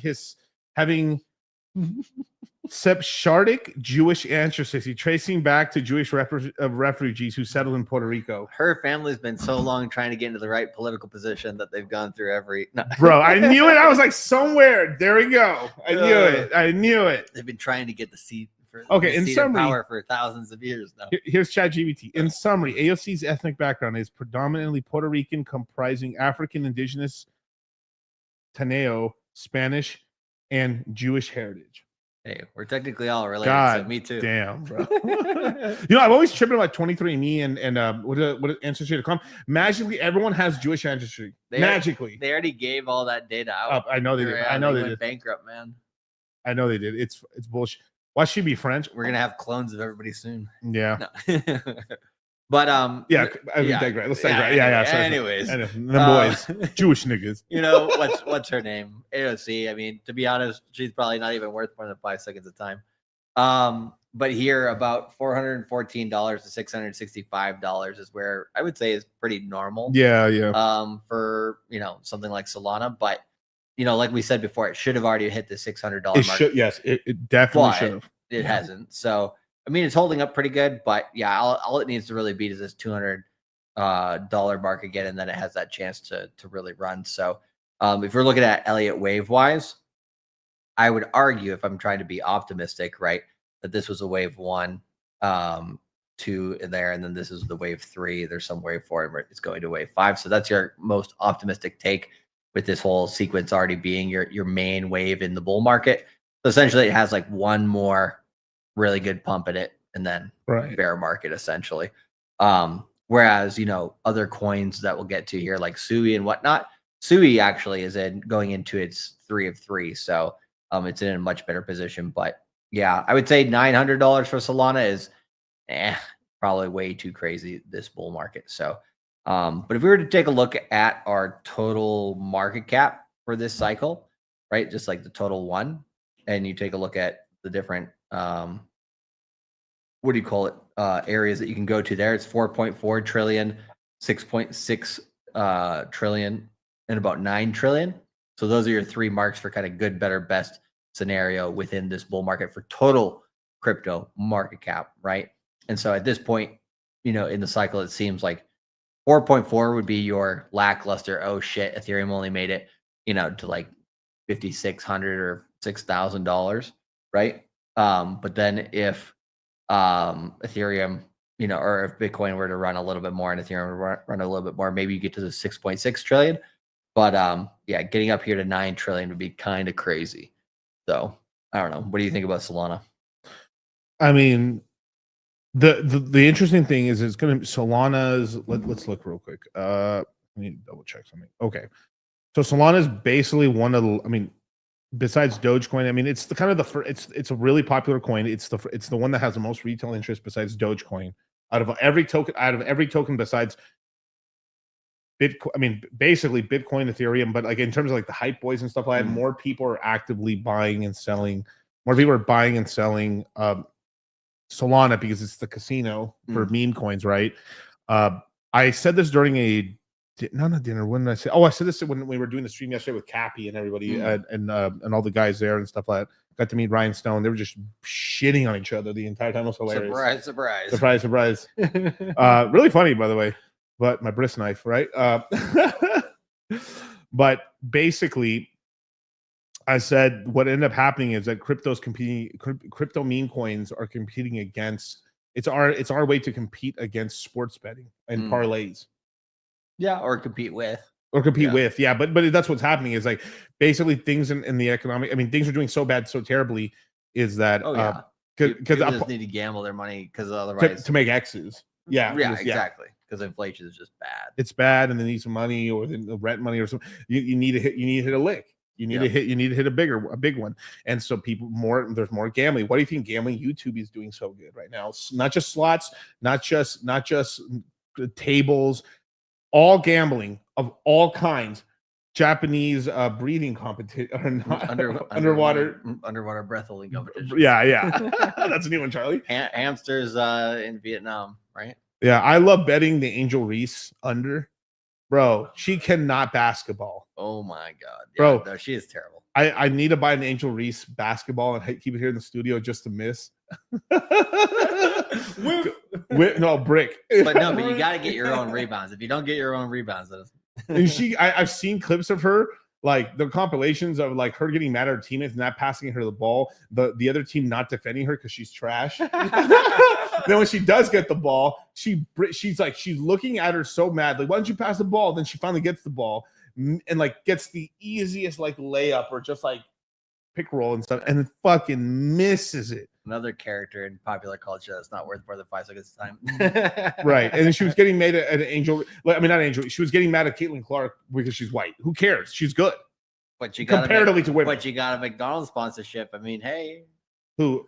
Oh, Grace. Yeah. I mean, you know, it's one of those things where it's like somehow, some way, you're gonna grift to the top. Right. The squeaky wheel gets the grease. It's true. It's much. Not wrong. But for where it is, right, it's a very popular coin. This one could start an alt season because XRP pumping. What is it? I only think that would pump maybe H-bar, Flare a little bit, but the rest of the greater parts of crypto, it doesn't do anything for crypto at all. My bad. I got to this. Oh, meme. This one? Oh, this is terrible. I was trying to go over here, but I mean, the meme is different. But yeah, we may show it later, but that's funny as hell. Yeah. No, I was just gonna come here. There was $250 million worth of USDC recently minted on Solana. So Yeah. if USDC is putting capital into there, then They're loading up right now. they're loading up for something. There's gonna be a season. There's gonna be a season. And that's what I see that right now with Solana. So Solana, I think Solana's gonna do very well. That's an ETF that I think a lot of kids will buy once it's approved on there. There'll be ETFs on. I don't really think it's needed for things like Robinhood because you can already kind of buy it there, but like Right. it has it open for 401. It's important for 401ks or self-directed IRAs. Very important. But if I'm being honest, if I was doing something for my son today, right, and I were to start him something for maybe school or something, right, I would just wait until 27, or I'd wait until the next big crash, or all right, you can even probably safely buy Bitcoin now by the time he's 21. Right. That's a lot of money. It's a lot of money. So I would really recommend you guys for that, especially if you got like a little baby on the way or something like that. I think it'd be a smart thing to like set up a thing where you put probably a good chunk of that into BTC, Ethereum, or something like that. I mean, we're limited to the ETFs we have today, right? But if we're going max safety, I mean, Bitcoin basically. Like, why'd you buy anything else for that long of a period? If you were like going to jail, boom, come out. There's something there. Yep. Yeah, and it's one in the 401k is also one thing they can't. The government, if you get into tax trouble, they can't go after you. They can't go after your 401k. Oh, really? Nope. Didn't know that. They can't go after your wife's wedding ring. And there's there's a couple other things they can't go after basically. But pretty much 401ks, because it's retirement, you can't go after people's retirement. So I'm gonna go onto the market and I'm going to buy the most expensive Super Bowl or World Series ring. And hey, honey, I'm gonna re-propose to you right before I go to jail. Good move, right? I already know what ring you'd buy too, you motherfucker. You owe me a ring. The Patriots? No. Didn't the Vikings win the Super Bowl? They never won the They Super never Bowl. won the Super Bowl! Bro, are you kidding me? The Vikings never won the Super Bowl ever? They're the fourth winningest team in NFL history. Nah. And the only one in the top 5. I thought they won it sometime in the 70s or the 60s. We got there 4 times and lost all 4. Brother. I know. Haven't got there since. Bro, you're like a Cubs fan, bro. 100 Yep. years. No, Exactly. But hey, Detroit Lions are worse. Yep. Charlie, I already know. I'm a Cubs fan. Or no, it's more like I'm a Red Sox fan, and then the Cubs. Like when the Cubbies, the Cubs are more like the Browns, right? Maybe. Right. But when the Cubs won the World Series, I was like, you deserve to. Yeah, Oh, yeah. deserved. And it was That's amazing, and it's beautiful too. You're like, finally, 100 years of nothing. Yeah. Within 3 years of Marty McFly's Sportsbook Almanac too. Hey, I don't know, Just man. saying. What's the Mandela effect? Mandela died in one universe. He's alive in this one. Sure. There's a lot of a lot of people remember Mandela. He died in prison. People remember that. Mhm. I don't know. You know, if it's, Hey, John McAfee's coming back. I swear. yeah. I don't know if he's dead or not, but we'll see. But Solana kind of like it's the highest range for IC for 600, 900. I don't think it cracks 1,000. Well, unless we just at this point in the market, the way the market's performed, I would be absolutely shocked if it breaks 1,000. Yeah. And if it did, you better be selling. Yeah. And I don't care if it goes to 1,000 because 2,000, it's not even worth it. Let's just say it did go to 2,000. It's not, but like let's just say it's at 1,000 right now, but maybe it'll come to 2,000. Who cares? Because you'd be able to buy it later so much. You buy all the Solana you want. Yeah. Hun. Well, and you can keep a moon bag, right? Like you can sell 90% of it, keep 10% that you bought it like $50 or whatever. Yeah. So essentially there you go. But Cardano here. This is the first edition. This is one we didn't really expect. I didn't really expect, really. Because he's sort of been, I mean, up until about Trump getting into office, and I would even say up to 2 months ago, you asked me, Charles was kind of sitting on his hands doing nothing. I mean, he was doing interview. At least he was active, but like his chain had no development that I've seen. No cool meme coins, nothing. Pulse chain has more active DeFi on it than fucking Cardano. I mean, yeah, it's ridiculous. It's ridiculous. Technically, there are some places, but that Cardano has it, but it's always from early investors. Yeah, and like none of it's usable by people who come new to Cardano. It's all by people who've been in Cardano since freaking forever. Yeah, I mean, if you ever do staking on Cardano, it's like trying to figure out how to use what are those Chinese calculators again called? Abacus. It's like trying to figure out one of those motherfucking things. You know, I'm not that bright, but hey, you know, the calculators, they work one. Says the 7 light path. But yeah, so the Cardano here, if if you were to ask Cardano, if you guys want to know when I think the Mandela effect happened, there's a weird thing I remember being a kid that happened around the 2000s, like New Year's. I don't know. I'm telling you, bro. Okay. This is me being a kid, so I'm stupid right now. Okay, this is like 8-year-old, 9-year-old Miguel here in 2000, right? 99. 1, 2, woo!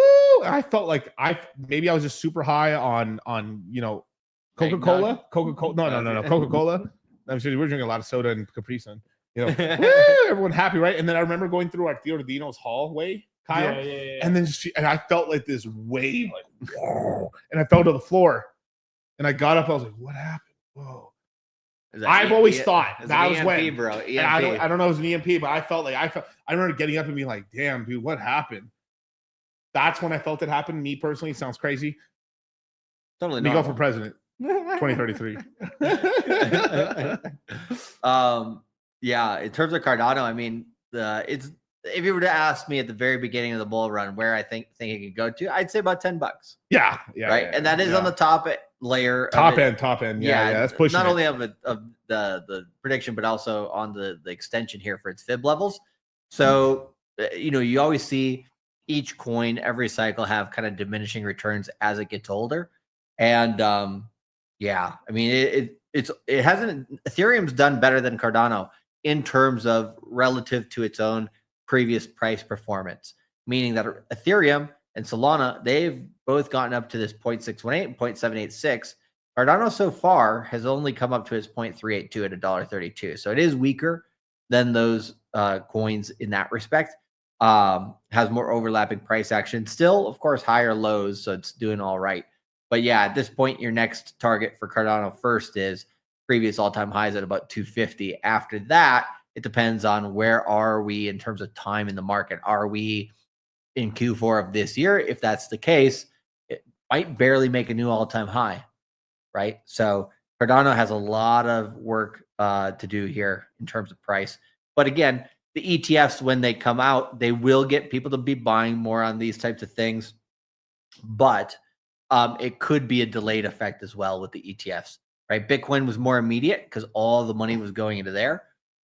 Ethereum still hasn't hit yet because various things in the market in terms of volatility, but then also the staking ETF isn't there.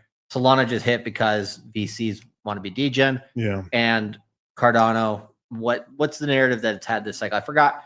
There was something a couple months ago that was like actually a decent narrative that people were talking about. Maybe it was the ETF, but I can't remember. But there's a few other things that I didn't even see that many ETF things. Not anyone to take seriously. Like, yeah. What was it? Was it because it was going to be a central bank digital currency chain or something? No, it was something related to politics, though. Yeah, but was it the voting? Or was it going to be a stable? Was it voting? I don't know. It's so I've heard everything. I've heard of everything. It's like you can do voting in Africa through. I've literally heard all this. Or Mongolia is going to run everything through here, and like, oh, that's maybe what it was. In some random ass country. Yeah, you're right. Yeah. Something like that. So, anyways, Cardano, right? The thing it has going for it though is like they have whales of last resort. Like the whales who've been in it, they've been in it for a while. They do support it. They do trade it. And so I think that pump will happen. But what would be your expected price for Cardano this cycle for you?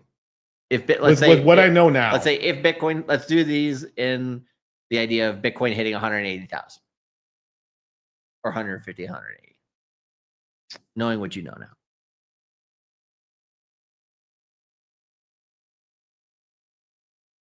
I'd probably put it at like $5. I probably put it at $5, maybe even $4.80, because you're going to get people selling a lot into the old all-time high. Well, look at that. 4,888 is the 1.618, baby. Really? Yeah. That was off the dome, son. Let's do it. So, I mean, hey, money number. Yeah, and that's the reason I think that is because like if people are like, oh, let me give it a 10x right now. No, I think it's less that because what's the old all-time high? The old all-time is what? 3 Technically 310. 310, right? So obviously that's going to be a big point right there where some whales who've been in a long time, that's when we're like, I've been on this ride a while. I've yield farmed a lot, and you have to understand how many years it's been. They've been yield farming a lot. Some guys aren't selling; they're just adding back to the stack. So they've lowered their cost basis and they've grown a bigger stack over time. And so how many years has it been since its creation? It's been out since when? 17? 16? 15, 16. The chart doesn't go all the way back. We'd have to go. Quick tip, if you want to know how old a coin is, oftentimes you will get the whole history here on CoinGecko. Yeah, October 2017. Okay, yeah. So it launched in 2017. So it's been, let's be 8 years. Let's just say the average they've been making like 5%, maybe. I'll be more like conservative. Let's say 4% yield. That's reasonable. Within that certain bit of time over 8 years. I would imagine that if, let's say 310, I'd say probably like around 250, 230 is going to be a big point of contention for Cardano, because there's going to be some big whales start exiting around that low $2, mid $2 range, just because they've been compounding on it. And so it's kind of the rule of 32, right? If you take 32 divided by the number you're earning in yield, let's just say 4%, it's 8 years. It means they've doubled the stack. And 17 till now, 8 years. So if that means, I mean, they've doubled the stack, so they could sell quite a lot of it around that time. Now, obviously, he's like, wouldn't they sell it all the time? No, they've been this patient. Why would they sell now? Right. You'd wait until Which ETF you would hope volume. there'd be similar types of whales on Pulse Chain, but we don't see that yet. Right. It's just, I mean, people want Richard back into. I mean, people have been waiting a long time. Yeah, but, Richard literally. But you have the same thing on other chains as well. Like the whale. I mean, it's just not. Well, here's the thing: is I think the whales did get their lick on Cardano already in the early, like in this last bull market. I mean, those gains from the Corona crash were fucking insane. Yeah. Right. Like Cardano ran last cycle way more than people thought it would. Right. So, yeah, you've already made good money on it. You will stay in the place that you keep making money. But I mean, hell, there's still whales on Neo. Because it's profitable to do so. It's the sort of thing, like, even if it's dead, right? Imagine if Neo's dead, because it's dead, right? But you got a master node that you bought for $1,000, and it still generates you 12 grand a year. Well, I'm gonna pick up that 12 grand every year. Yep. You're just going to. I'm going to Shyster exchanges to sell it, but I'm it's still worth $5. What point wasn't this worth like 700? It was a couple hundred. Oh, okay. $5. That's actually not bad for how terribly I thought of this coin doing. Yeah. $5. Well, it's held up on all its bear market lows so far. So, but what do you call it? I remember when Dash had master nodes and Dash, Neo, and all this stuff. And that's AndShares. Was this AndShares beforehand? Before it turned to Neo, or which one was that one? Yeah, it was one of those. It had to be Neo then. Neo turning from AndShares or whatever. Yeah. So Jihan Wu. Jihan Wu. So yeah. Anyways, Cardano. A few bucks makes sense, right? I saw a YouTuber that I kind of followed back in 2017 who was a big kind of Neo. I never jumped into Neo in terms of. I jumped in, traded it, left it, just because, you know what? I just don't get it. I don't get a master node, and it's expensive, so I can't afford to do it. So I'm not going to do it. And I watched this guy. I thought he was a really smart guy. Used to be in equities. I saw this guy progressively get balder as like Neo didn't perform in 21, and then essentially stopped YouTubing. Really? Yeah. I bet you I looked, I could find the name of the guy. I sent him to you for sure. It's too bad. Yeah, it's too bad and shit. Good, smart guy, but it's just the sort of thing where he's just so stuck on finding another sort of like yield farm, not yield farm, but more of like miner or like master node thing. Right. The only master node things that did anything recently was, I think Gala was the last master node. Gala V1. Okay. Those master nodes were really profitable, but that's the only master node I can think of in 21. Yeah. It's very rare. That narrative did not come back. No. And how many NFT projects will we be remembering in 2028? Not many. Pudgy pins for the win, though, right? God damn well so far, yeah. So far, it's because someone's an operator and a marketer and doing deals and shaking and moving out here. I'm shocked that he hasn't tried to make like a boxy version of Pudgy Penguins. like those. There's like these collect. I don't know why. Like a Minecraft kind of looking. Yeah, but there's like these pop collectibles. Those pop characters. Oh, those stupid things are in boxes and they got their square heads and shit. Like, I'm surprised I haven't done Pudgy Penguin of that at some point, because that's a smart move to do. Because my girl, man, has been talking to me about how stupid these people are for buying these collectibles and stuff. And like, I mean, shut the Pokemon fans. Hey, I did my Beanie Baby trade hustle back in the day. Yeah.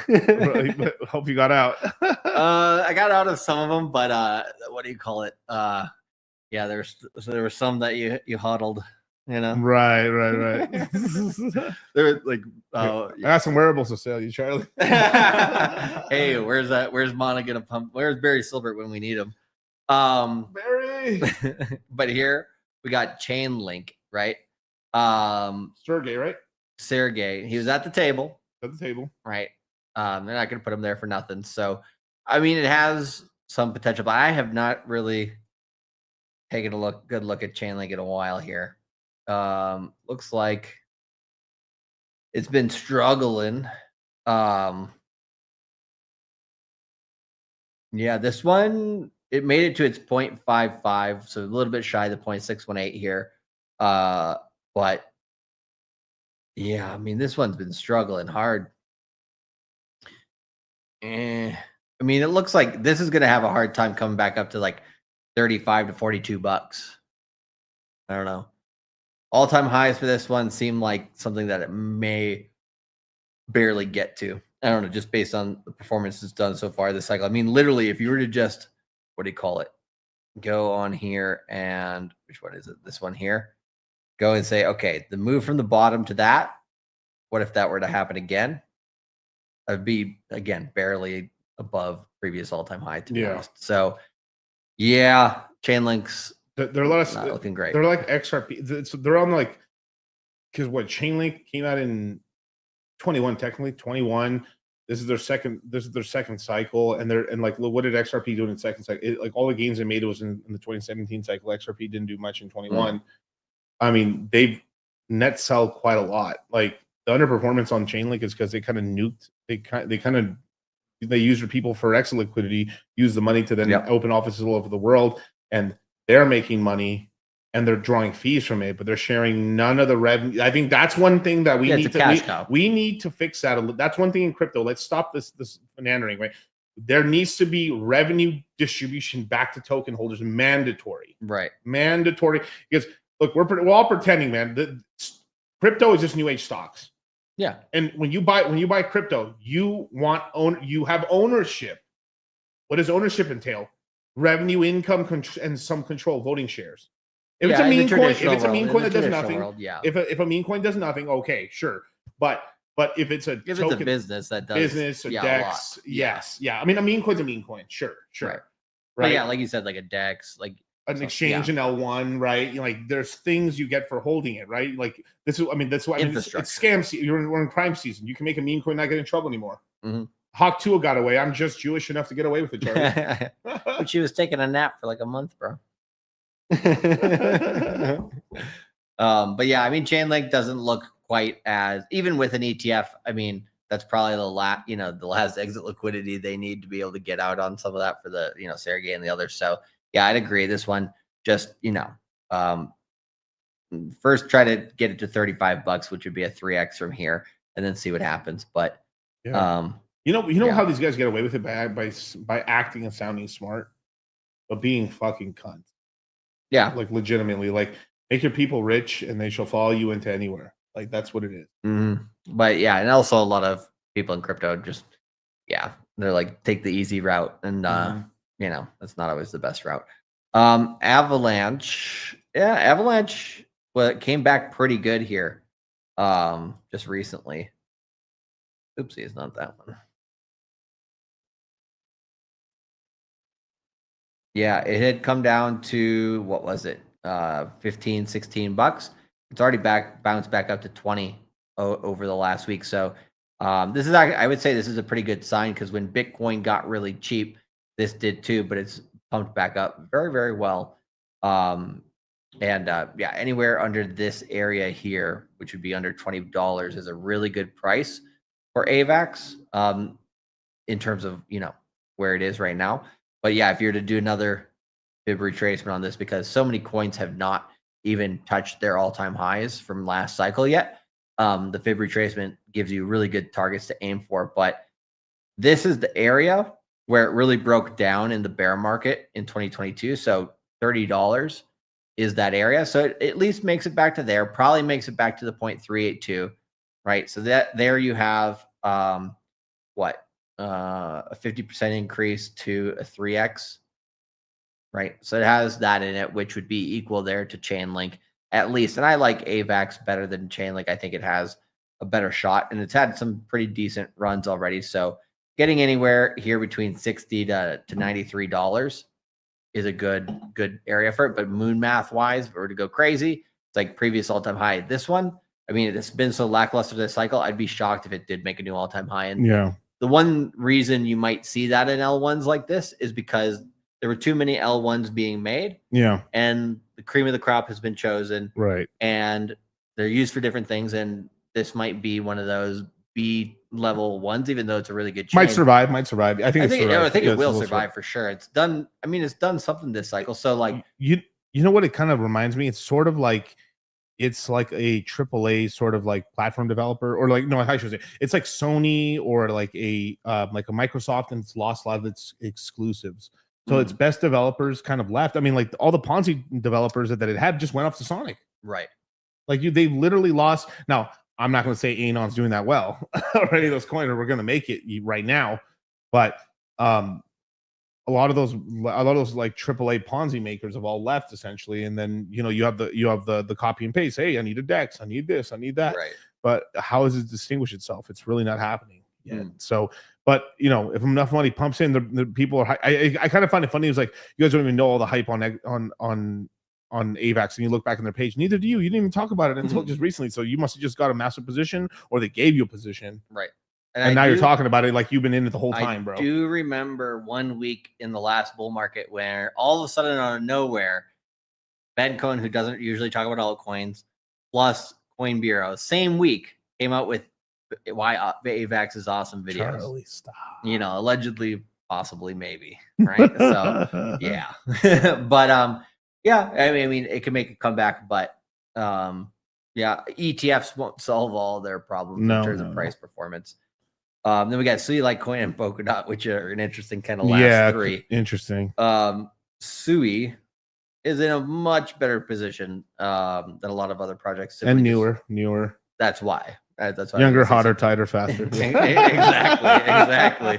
And wasn't out last cycle. Got a lot of that VC money coming in. So US based, big one. Yep. Big one. And Elliott wave wise, which doesn't have to play out. You do got to clear 1, 2, 3, 4, 5. So it's easy to count.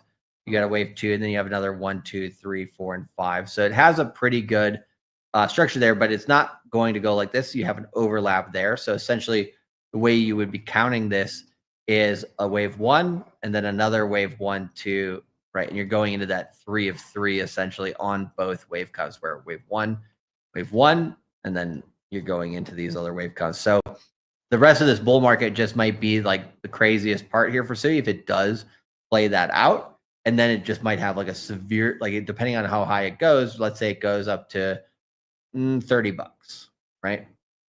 And then the bear market for it could be this wave 4 and just like a really long, brutal one, something like that, right? But in terms of price performance, we'll see.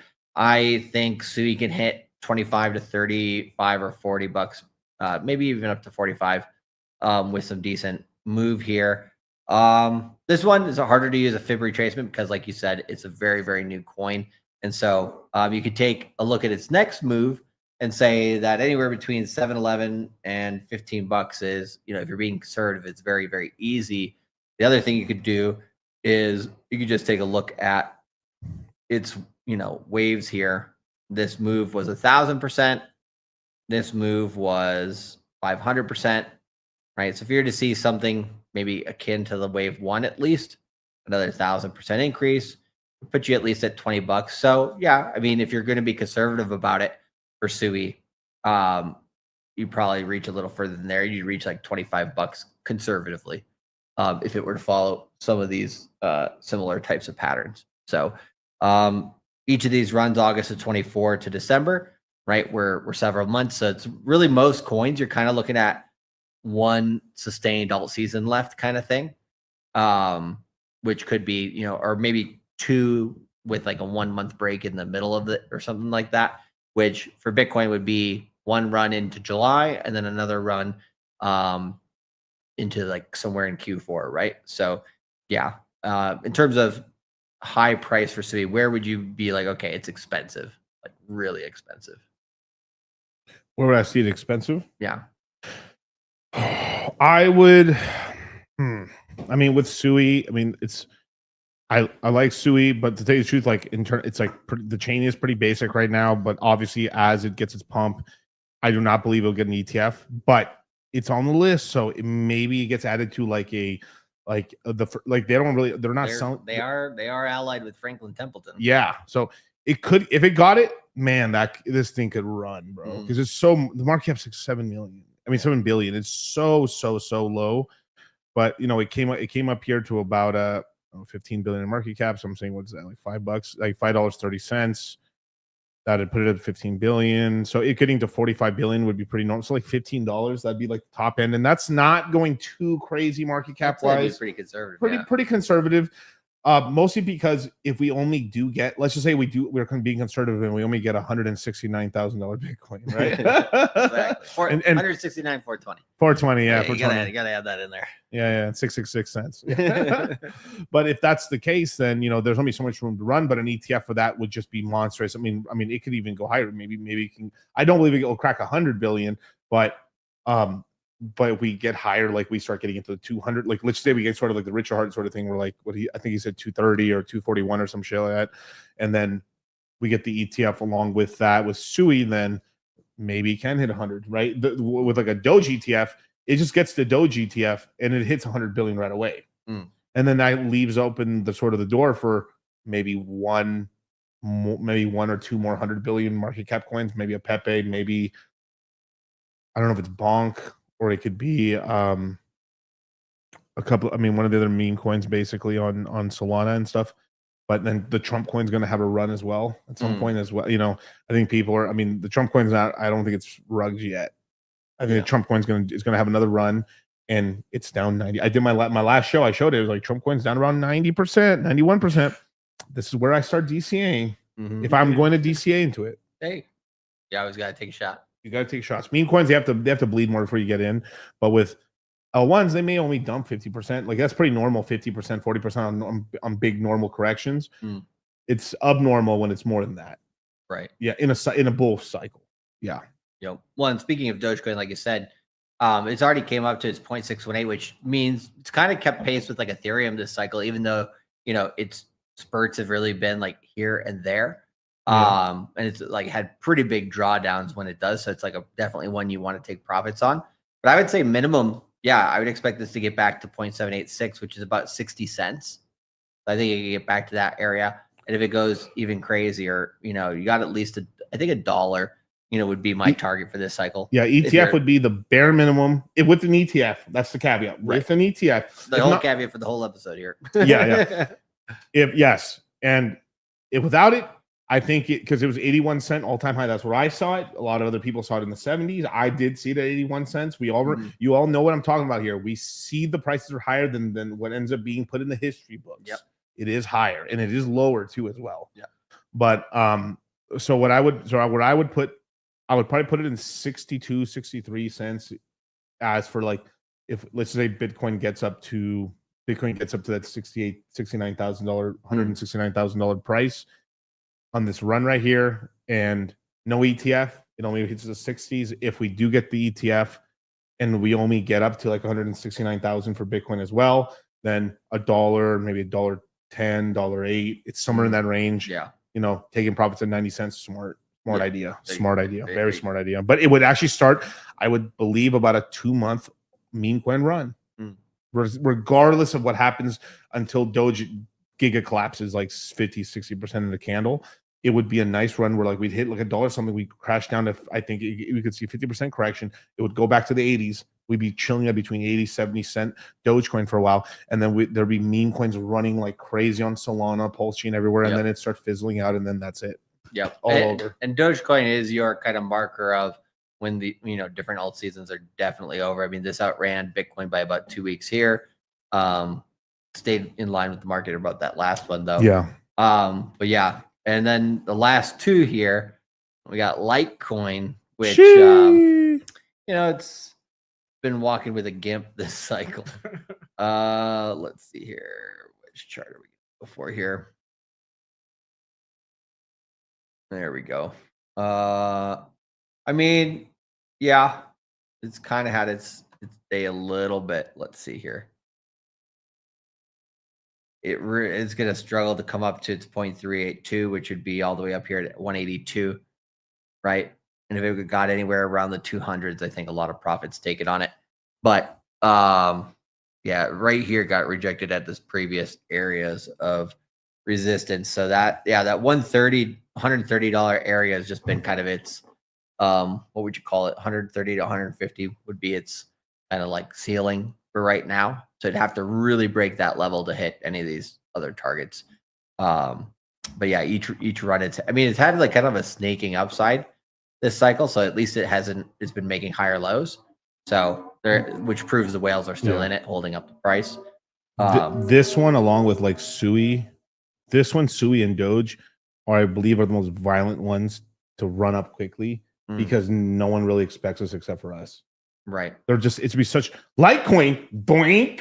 Well, it would be on, so this is dependent on, so if we're talking about ETFs, we're talking about money coming in from, what do you call it? Wall Street, the big money, right? Correct. Versus, well, you could have two ways for Litecoin, XRP, Bitcoin, and Ethereum to pump up more than the others in the sense that if they get on CNBC, and the CNBC is like, because, you know, since 2017, they've always been playing the same coins, which are these four. Right. And I got and Dogecoin as well. I would include the list. So if you're looking at those 4 or 5 coins, right? And Fartcoin. Oh yeah, Fartcoin's next on the list for sure. But maybe with what was that? I forgot that company that actually had the meme coin index. But with these coins, they have the chance to be bought up by both Wall Street and retail, because if it's on CNBC, there's a lot of dummies on Wall Street watching that and being like, okay, I'm going to buy that one. And then there's a lot of dummies in retail watching that one. I think it's CNBC told me to buy it. I think it's smart money trying to counter trade retail in that, like it's like Jim Cramer. Yeah, sort of thing. Like, do the opposite. Inverse Cramer, inverse Cramer, and sort of watching, you know, like these guys are going to buy it. Let me put some real size, get out quick, and then start shorting the shit at some point, which is probably what's happening with like Litecoin, right? I mean, I could see this violently. What's the price right now? 171. $78. So it would go to 140, which would be like the last all-time high for the first halving it did in 2019. Yeah, if I remember 140, which is right there. That's where it'd go to, just like. Well, that's the area. That's the area that's been its resistance, because this area was where it pumped up to. Then that became support until it was in the bear market, and then in the next bull that becomes resistance. So that's the area it needs to beat in order to try to hit these higher targets. But Litecoin new all-time high this cycle, I would be amazingly shocked. And Wall Street would just have to they'd have to be dumping ridiculous amounts of money into this thing. Where's Litecoin's market cap right now? I should know this. But... Is it even on the list anymore? Oh, it is. It is. Yeah. No, it's number 24 in market cap. It's less than Suie. So that's why, like, if I were to, let's just say I were just to put the same, I would put the same market cap I put on Suie as an example, probably a little bit less. Let's just say if Suie's a 60, this will go to 45, right? So let's just say I put 45 billion, right? 45 billion divided by, I'll round it up to 6, just because it's basically right there. 6, 7.5 times 8.31. It put it at $588. And the thing is, the cool thing with this is the supply is very situated. Also, around that time, I think there's going to be the hash. One thing that happened in 21 was the hash power really never increased past the 2017 hash power rate. I think as soon as the ETF comes out, you'll start having Wall Street talking about it. Did you know that Litecoin miners will also receive all the inflation of Dogecoin as well, which is also an ETF as well? The Dogecoin. So right now, so I think hash power is going to increase on. I don't like believing that, but it's probably what's going to happen. Hash power is going to violently increase because people are going to. I think the secret's going to get out. But if you mine Litecoin, you get Dogecoin as well, which is, I think the Dogecoin inflation is 5 billion tokens per year. So 5 billion Dogecoin get inflated every year. which in the beginning that was a lot. Now it's really not that much inflation. Well, yeah, if it gets to $1, that'd be. I mean, It's easier, $5 billion. easier to calculate. It's easier to calculate, right? $5 billion, and I think I did the math once before. So all the yield that's generated from Litecoin in terms of like how much money is generated, I think it was like $79 million of fees generated from Litecoin, like being printed. I mean, or not printed, but being minted from mining. And it was something north of almost like $200 million being made off of Litecoin every year from Dogecoin emissions. So Dogecoin emissions are far more, it's literally like a factor of 3 to 4x more valuable for Litecoin miners. The reason Litecoin miners are mining is for Dogecoin, not Litecoin. Yeah. It's very valuable. Yeah. And I think the narrative can be there for it. The main thing in order for any of that to play out, I would say, would be for the cycle to last as long as possible. Yeah. Right. The longer we have for runway in terms of liquidity coming into the market and everything, especially through retail, right, the more likely we are to get those narratives to have enough time to kind of grip into the minds of the people who are in the market and then to get it to rip. So yeah, if we were to only go until, let's say, October, 180K or 169K Bitcoin. Right. Yeah, there doesn't seem to be enough runway there for it. But let's find out. So, I mean, I think, these prices here, 180, 270 or 300 max is kind of like within reason of possibility. Right. That's why, we are launching the next course to take profit course and kind of like, cash out course a little bit as well. Right. I think there's going to be a lot of ways a lot of coins end up this cycle that'll surprise a lot of people. Yeah, surprise. Yeah. And it always is. The last part is very violent up, and there's a lot of money made. Yeah. Yes. So yes. But there is a chance now because of interest rates and the economy maybe possibly starting to improve into 26 that we may have some pumps that kind of surprises. Maybe the cycle bleeds a little into 26, which is very possible. Very possible. Yep. You have some of the top guys sort of starting to like, hey, this is really like a 25% possibility, possibly, and you have to take that into account. Well, yeah, and if macro is kind of counteracting from where it has been, and just reflexing back to the upside. I mean, if macro is doing well, crypto's not going to do poorly. Right. Yeah. So yes, that's extremely true. So what will you? So I'd love to get your opinion on this, Charlie. Would you say Dogecoin gets ETF first or Litecoin? Doge. I'm leaning Litecoin, actually. Believe it or not. I'd say Doge and Solana. If I'm looking, okay, which one? Solana, yeah, of course. Yeah, of course. Yeah. But like, which ones on these lists go first? Solana is the next up. XRP is the next up. I think XRP would just be too much noise. I think people would get so mad at that. I think it was like, if XRP was, I think Solana is a good middle ground there. Yeah, I just think because like you see all the applications that are put in, and like you said before, Chia token, a lot of. Well, Chia token, what do you call it? No, they actually do have what do you call it? They had a government document come up. Bro? Yeah, not even joking. Wow. Like, but so they have inroads there. Even when I'm wrong, I'm right. Even HBAR has a chance. Yeah. But ones that have actually been but there's only so much time in the market. There's almost so much like right. I mean, they're right now the way you have it. So you have Ripple, Solana, Litecoin. I don't remember how many for AVAX have been submitted yet, but at least I would say Litecoin, Solana, and Ripple have enough multiple applications from different banks that most of those is around the summer of this year where they come due essentially for the SEC to make a decision. I will say one thing about Polkadot is I think Polkadot's a little too EU and Asian side, that the United States, because remember the United States is very pro-US. Yep. I mean, Bitcoin is, I mean, it pretty much started in America. Pretty much. Yeah, it's like if Biden was still in office, Polkadot would be right in there. Ukrainian base, you say? Zelensky base. No, but no. I think it's these three that have the best chance, along with Doge. Yeah. Right. So Ripple, Solana, Litecoin, and Doge. In which order? I would say Solana first, then Ripple, and Doge, maybe similar timing. And then Litecoin maybe last, but a little bit of influence from Elon there, a little bit as well. Yeah, right. And I'd have to go back to the doc. I could pull it up here in a minute and kind of go back to see like which ETFs for altcoins have been proposed the most, and which ones have the soonest due dates in terms of like their last possibility before the SEC has to make a decision. I have to go back and look at those documents. There's several, but I know there's a good chunk of them around August or somewhere in the summer of this year that kind of have to have a decision made on them. So those 4 would make the most sense to me. But like stuff like Suie or AVAX or what do you call it, HBAR, or any of these others, right? That are US based. It's gonna, like you said, there might not be enough time. I don't think there's enough time, and then the demand will go down. But I will say that they're very likely for the next cycle, almost 100%. Right, or they could even happen in the bear market. To be honest, you're right. The trains You're right. on You're those right. might not stop because what's Wall Street trying to do, right? The real mass adoption is going to happen next cycle. Yeah, they're gearing up for that, and so they're basically collecting as much of all these coins as possible that they're going to put on.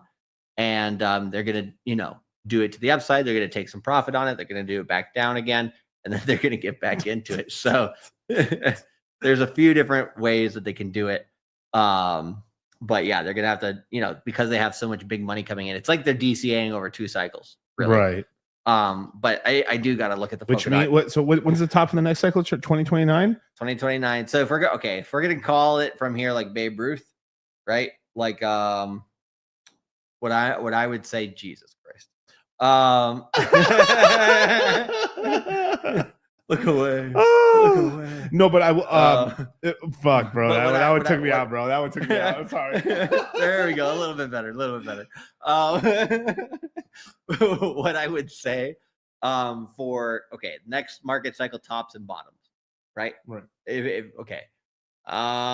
Let's say you get this cycle close, but a little bit longer than usual. Okay. I'm gonna give it Thanksgiving of this year.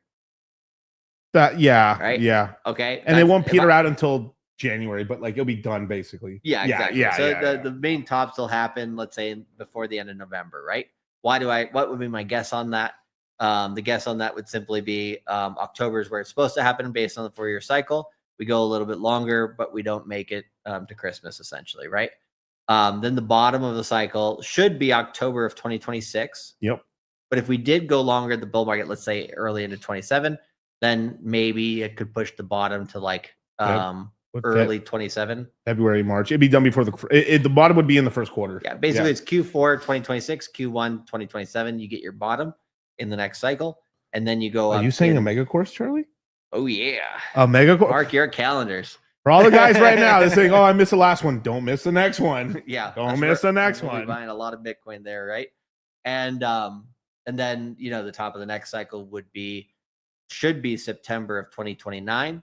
But of course, plus or minus, let's say anywhere between about 4 months from that. So second half of 2029, maybe early 2030 if it's crazy. But we'll come back to this recording in about 4 years. And all right, we were see exactly those dates, right? But Dot here, if it were to get the ETF, this one's the one I'm the least confident. I'm the least confident in Dot, bro. I'm so not. It's not even gonna make it up to its 2.62 or 0.236. What is that? A $40 high? $15. Jeez. I mean, it's at 375 right now. I mean, this is struggling. So it's barely made it above its bear market accumulation area. So yeah, $15 would be my Moonmath on Dot at this point in the market. So RIP Dot. But hey, if it did get an ETF, maybe it gets juiced to 23, but at this point, kind of what you're looking at there on Polkadot. So yeah, a lot of different things that can happen, but the ETF does not solve all problem. Right. And also when the actual like ETF does happen, because I said the ETF cycle is a lot like the Coinbase cycle of 2017. When you're listed on Coinbase back in 2017, there's so few coins that when it happens, it will move price. It's very price positive for your token.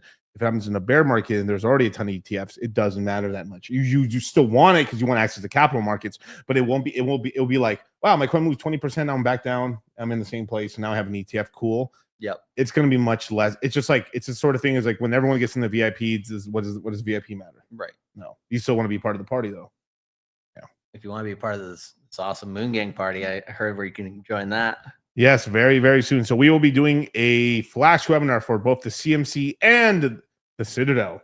We have 600 plus members in there. For every month that you're in the Citadel, you get $50 off the next crypto mindset course, and that stacks, ladies and gentlemen. That stacks as well. We got some news on all that stuff that we're gonna be talking about during that flash webinar, everything like that.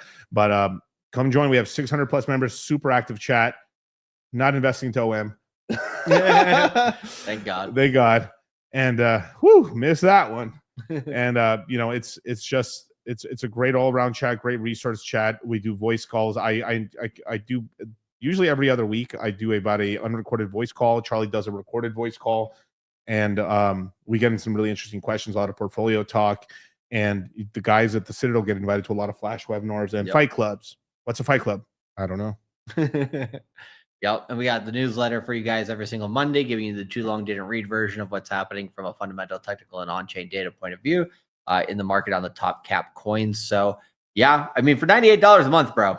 That's a lot of bang for your buck. And when it's actually, because you're gonna get into one crypto mindset course per year anyway, because if you don't, you're gonna definitely have fun staying poor forever. But if you don't have the Citadel, it's kind of like if you don't have YouTube Premium. Yo, y'all got ads? Yeah, why? Oh, I didn't know. I was surrounded by broke. What the fuck you mean? Nah, I don't have ads. You don't have ads? No. I have the premium shit. I'm like a premium guy. Oh, so what? You think you better than everybody? Nah, that's just crazy though. I didn't know I was amongst like so much poverty. Like that's crazy. Is that what? Yeah, that's what y'all be doing over here though. Like every time y'all watch YouTube, y'all just be watching the ads and shit, just whatever they. I mean, we skip on. Yeah, they just advertising to y'all, huh? Y'all some consumers. Y'all just let me see what's for sale. That's very ghetto, bro. Come to my crib, bro. Whenever you want, come to my crib. YouTube, never see an ad, bro. That's crazy. That's crazy. I do that, but it's coming back on finally. So, yo, I bet you when Beyonce get off the horse be horny.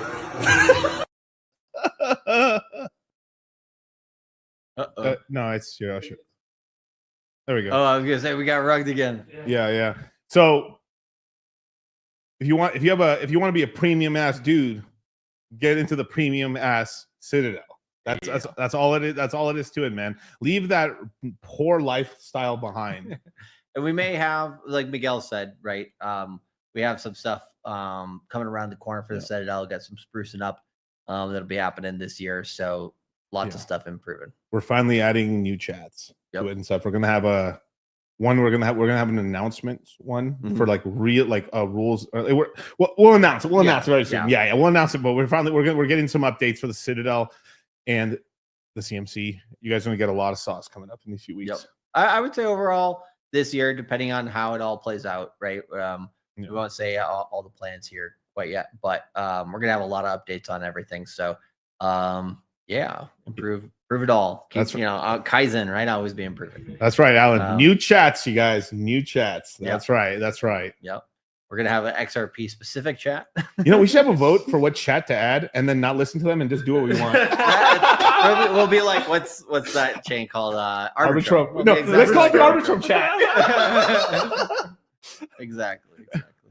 Oh, fuck, dude, that'd be so funny. Yeah. So I guess they can all find us on socials, but I'll be back on the channel on Tuesday at 3 p.m. Pacific, 6 p.m. Eastern, the normal bat time. Plus or minus. Well, never really minus, but about plus maybe 30 minutes to an hour, depending on the day. But roughly around that time. So I'll be on tomorrow, Wednesday, and Saturday, and this next Sunday we'll be on Charlie's channel for Moongang. Right. So I'll be Monday, Wednesday, Saturday. Usually around 7 p.m. Pacific Standard Time. I might start my stream a little earlier tomorrow, just scheduling wise, but it'll be a good one. Awesome. Perfect. Check Twitter, you guys. Nice. Yep. You're gonna rug European gang. It is what it is.